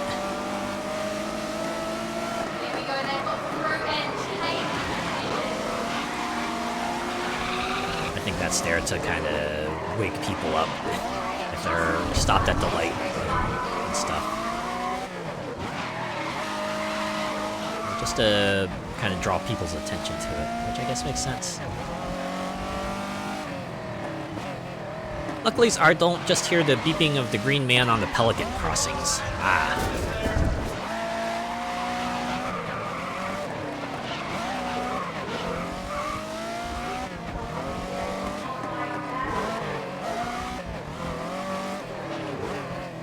Yeah, I remember when crosswalks just had like a walk and don't walk signal, right? They only flip between the two, but I think most walk signals I see these days will usually have a timer. So now you know how long you have to cross the street until they tell you to stop crossing. Such a simple innovation, yet one that is super welcome. Yeah, classic walk, don't walk. Always throws me when I still see that in location. And we're like, oh, that is some ancient tech right there. I feel like most walk signals have kind of since changed to the timer. Because it's just a lot more intuitive, you know? Oh, there are a lot of those in New York. Really? Huh. I guess since New York is a big place, they would have to focus their development efforts in certain areas, so I guess there would be some places that have just a walk, don't walk. I mean, probably shouldn't be like that, but it is.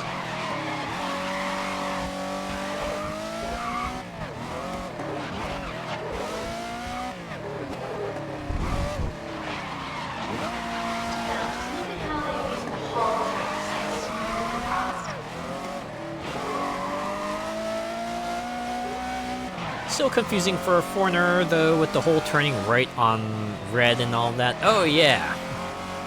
I guess that's not a thing in other places. Red signal is just red signal, don't go, period. Yeah, we have like if you're turning right, and there's like no incoming traffic, then you're free to just go. But yeah, I guess that would understandably throw folks who are not used to that. It's just kind of ingrained here in the States. Where to the point where if you're like actually someone who prefers to just like stay put on red no matter what, some people will usually tell you you can go here, right? You know you can go here, and it might get worse if they're like more aggressive about it, which can suck.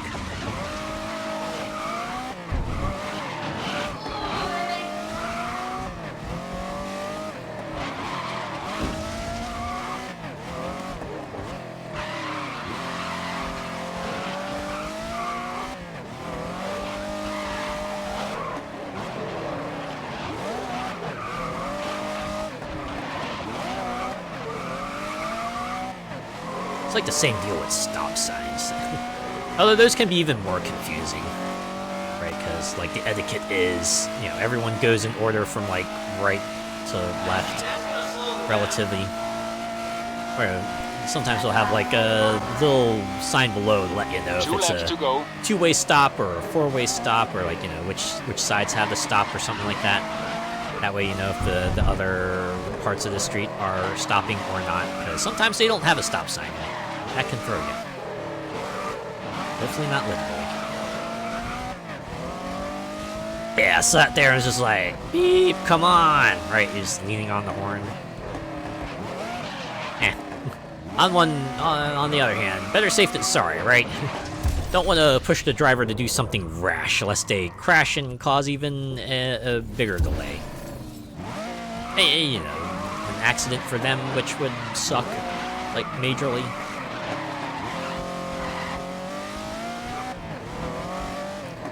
It's just like, well, if I can actively not make a person's day worse, I'll try my best to not do that, right?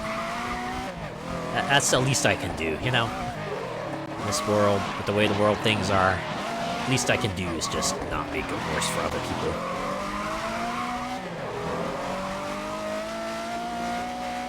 You got used to doing the rolling stop when you were in Canada? Oh yeah, I remember reading, or I think I was listening to a podcast where some people who were Canadians were talking about that. They were like, yeah, in America, if you see a stop sign, you gotta come to a full stop, but in Canada, it's like, you know, stop signs are more like slow signs. You don't stop completely, you just roll through them. And they were just like really amused by that, by the fact that stop doesn't actually mean stop for them.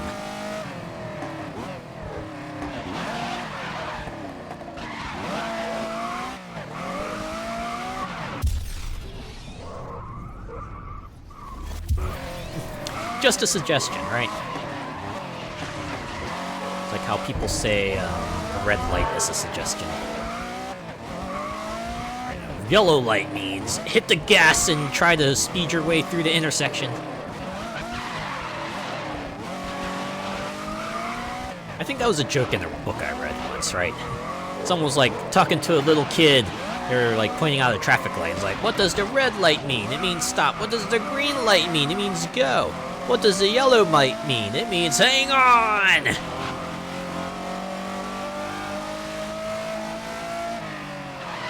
Taxi drivers. They're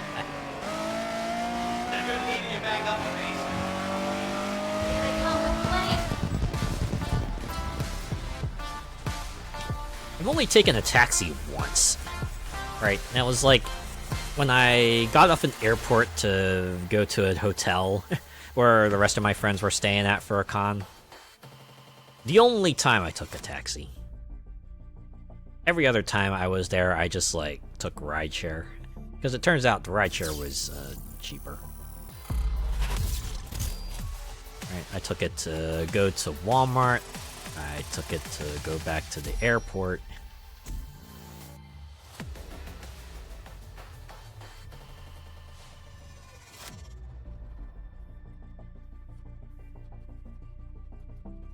Uber and all that Lyft, yeah.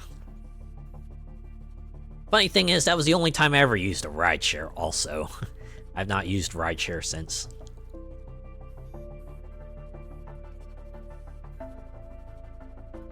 No, actually, no, I did use it one other time. And that was like during work when we had to go to another building across town. And we're heading into the final It was round winter now. too. I remembered it distinctively because I was like, you know, it's kind of close. We could walk. Everyone looked at me like I was crazy. I was like, no, we're gonna call for someone on Uber, right? We call for someone on Uber. In hindsight, it's probably the right move to make, but I'm like the kind of person who just puts up with a lot more, even when I probably shouldn't. But yeah, that's how that went. Never used an Uber? It's okay. You're not missing much. Come on, I think you've hit them one too many times. I was probably like one too many times, even the first time. I saw that car spin out. But, it's okay. Right. Thankfully, this isn't Forza Motorsport 2023. They're not gonna ding me extensively for it.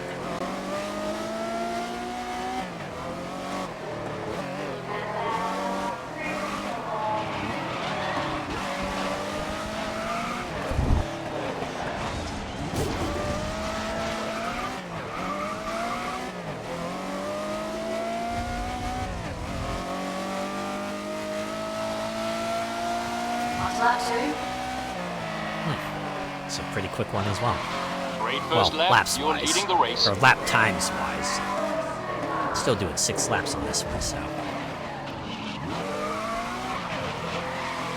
This make me wonder what the 4 laps will be like. They're still gonna have like sort of short lap times, or are they gonna be longer? They might be longer. I'm just curious that this one is just 3 races though, instead of 4. And there's contact. This make me wonder, like, how do they design these things, right? How did they design these things? What made them decide, okay, so these are the tracks we're gonna put in here, these are how many laps we're gonna have them race around, right? These are cars we're gonna let them drive. And someone had to make the graphic for it too, right? The little poster for it.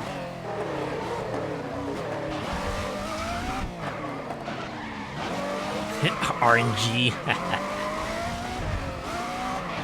For some of them, maybe, right? But you got like, This is a weekend to remember. like, All thanks you to the know, Grid World over 100 events to design for. You probably threw a few of them in the blender and was like, all right, just put something out, and then we'll tweak it as we see fit. All right, so give us something that kind of sort of resembles something that has like a thing that kind of feels like a sort of cohesive, and we'll roll with that, right? Yeah, hold names in a hat. Okay, you're halfway through the race. Names in a hat.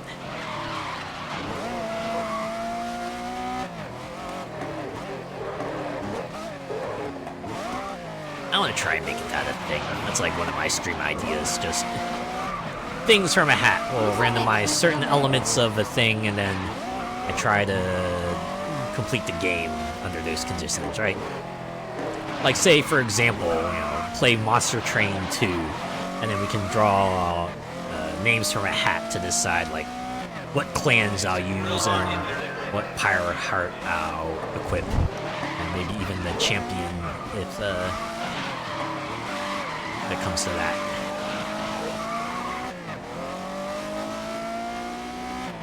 Basically a randomizer, right? It's kind of like a randomizer. And the first driver goes into lap 2 laps left. An interactive pick your own adventure. Kind of like that, right? Although that would be like a pretty fun stream idea too. There's like create a whole text adventure. Right, and then like have chat decide, oh hey, okay, so what do you want to do next, right? If you want to wave to the Minotaur, turn to page 47. If you want to boop the Minotaur in the snoot, turn to page 92.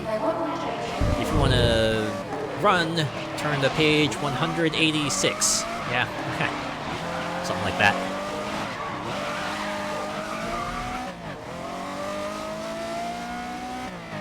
I gotta boop the snoot, even if it's a Minotaur snoot. And the first racer is on to the final lap. Maybe Last that's worth lap, it. so hold the lead through to the end now.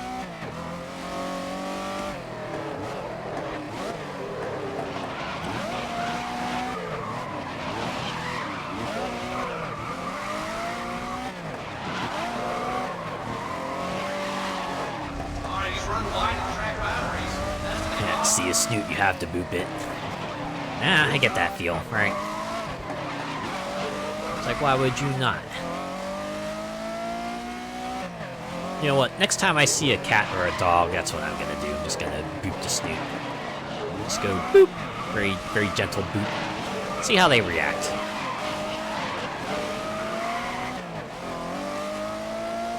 Hopefully they'll just be like confounded, like, wait, what did you do? Why you do that? Why did you boop my snoot?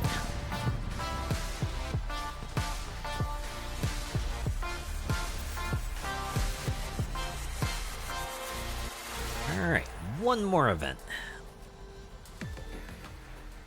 What you got for us, Grid 2019? Oh, I guess we had to do experience tally first.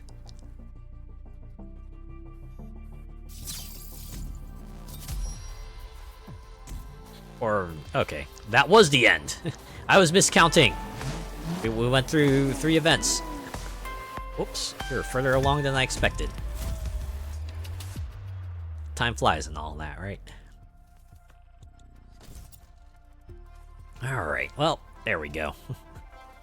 This is about the amount of progress we made last time, right? When we were first going through Season 2, I did the top row, the first 5 of the bottom row. Made a little ways into the sort of the longer events, so probably follow along the same lines, right? Probably do the last of the invitational favorites next week, and then we'll go all the way up to like the longer events in track day, and then after that we'll do all the final stuff in track day, and then do the track day hypercar.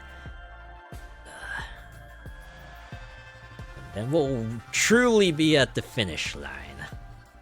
I'm estimating two more streams of the Grid 2019 DLC. This one was pretty interesting though, because it's like the other two, all the other events you like had to pick a car, but this one was just like, you got one car, right? We have given the car to you and you can drive that, so. I mean, it wasn't that hard to pick a car, right? Didn't take that long, but I guess there's a reason why they called it invitational favorites. It wouldn't be invitational favorites if you could pick the car you drive, right? You gotta drive the favorites, right? What everyone else considers the favorites. Depending on how long the races are, yeah, that's true.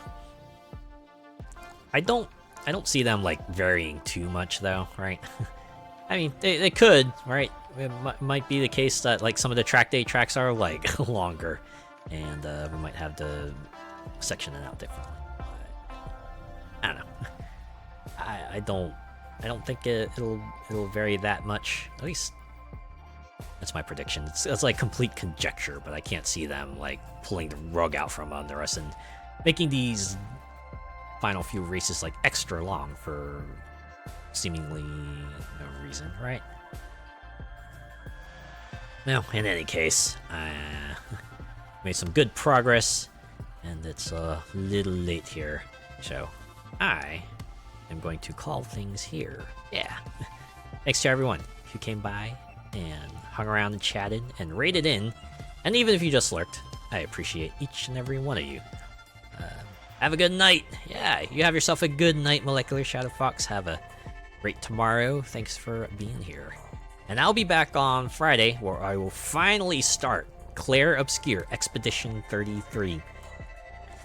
Debut game by Sandfault Interactive. Pretty much took the gaming community by storm, right? Everyone who's played it has pretty much said, no, this game is actually good. No, it's like super good. Like people are already declaring it like, no, this will probably be game of the year, right? So, and for what I've seen, it's pretty interesting, pretty unique. You don't get too many turn-based games these days, so I like the setting too. It seems fascinating, at least weird and unique, at least. So I'm eager to jump into that. I can't wait to finally embark on this expedition, and I hope you're ready to watch me go on it as well. But for now, we're gonna find someone to raid. Let's find someone to raid. Well, let me start up the Grid 2019 menu music YouTube video. Yeah, there we go. We'll loop that. We're gonna loop that stuff. Alright, now we'll find someone to raid.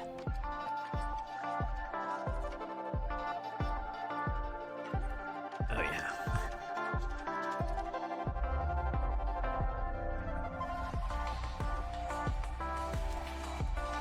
I like opened up to my following tab and I was like, wait, oh right.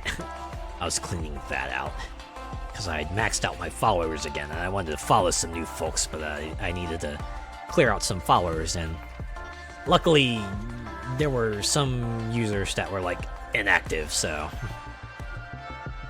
I was like, as much as I'd like to, keep them around, the off chance they may come back, well, it is what it is, right? Sometimes you gotta let go, let it go, and all that.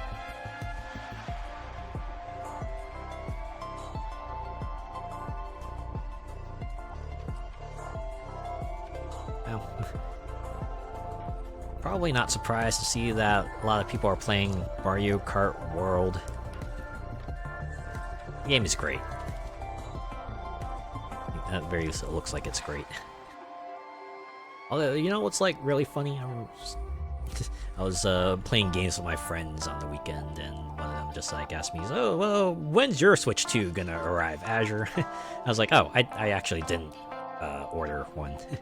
Because Mario Kart World so far is like the one game that I would get a Switch 2 for, but usually I wait for like maybe 3 or 4 games, because yeah, I don't want to buy a game for just one, or buy a console for just one game. That's me. Other people are different, and that's cool. I also did see that there's a Splatoon single-player spin-off coming. Like, what, I forgot what it's called. It's like Splatoon... Oh, why don't I remember the subtitle? But yeah, the single-player Splatoon game seems interesting. Also coming out on Switch 2. I will keep an eye on that. Like, I've always liked the single-player offerings in the previous Splatoon games. I always thought that it could probably do well as a full-on separate component, so hopefully this will go over well, right? Okay, wait, I thought I saw someone here that I would totally... There we go. Found them. They are playing a cool game. Let's see. Have I raided into them before? I feel like I have, but yeah, we'll raid into them again because they are playing a peak game, so we should drop by. Let's see if they have raids open.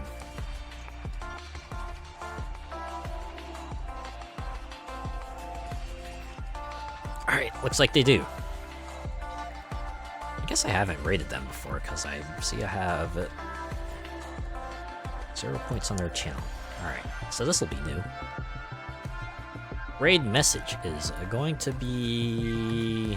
Yeah, we'll keep it simple. I'm not feeling creative tonight.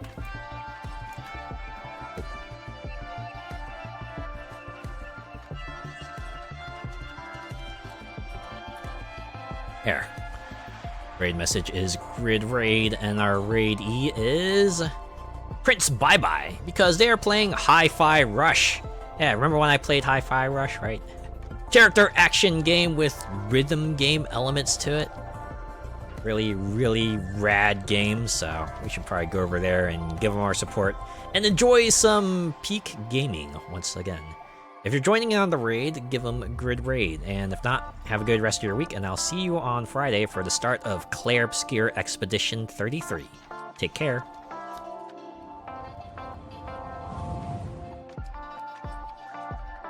You know what I realized last time, right? Like from my other stream last Friday, I accidentally switched to my BRB screen to end instead of switching to the end screen. So I managed to correct it this time. Sure, most people probably don't care, but I do. I noticed it and I corrected this time, so there's that. Alright, see ya.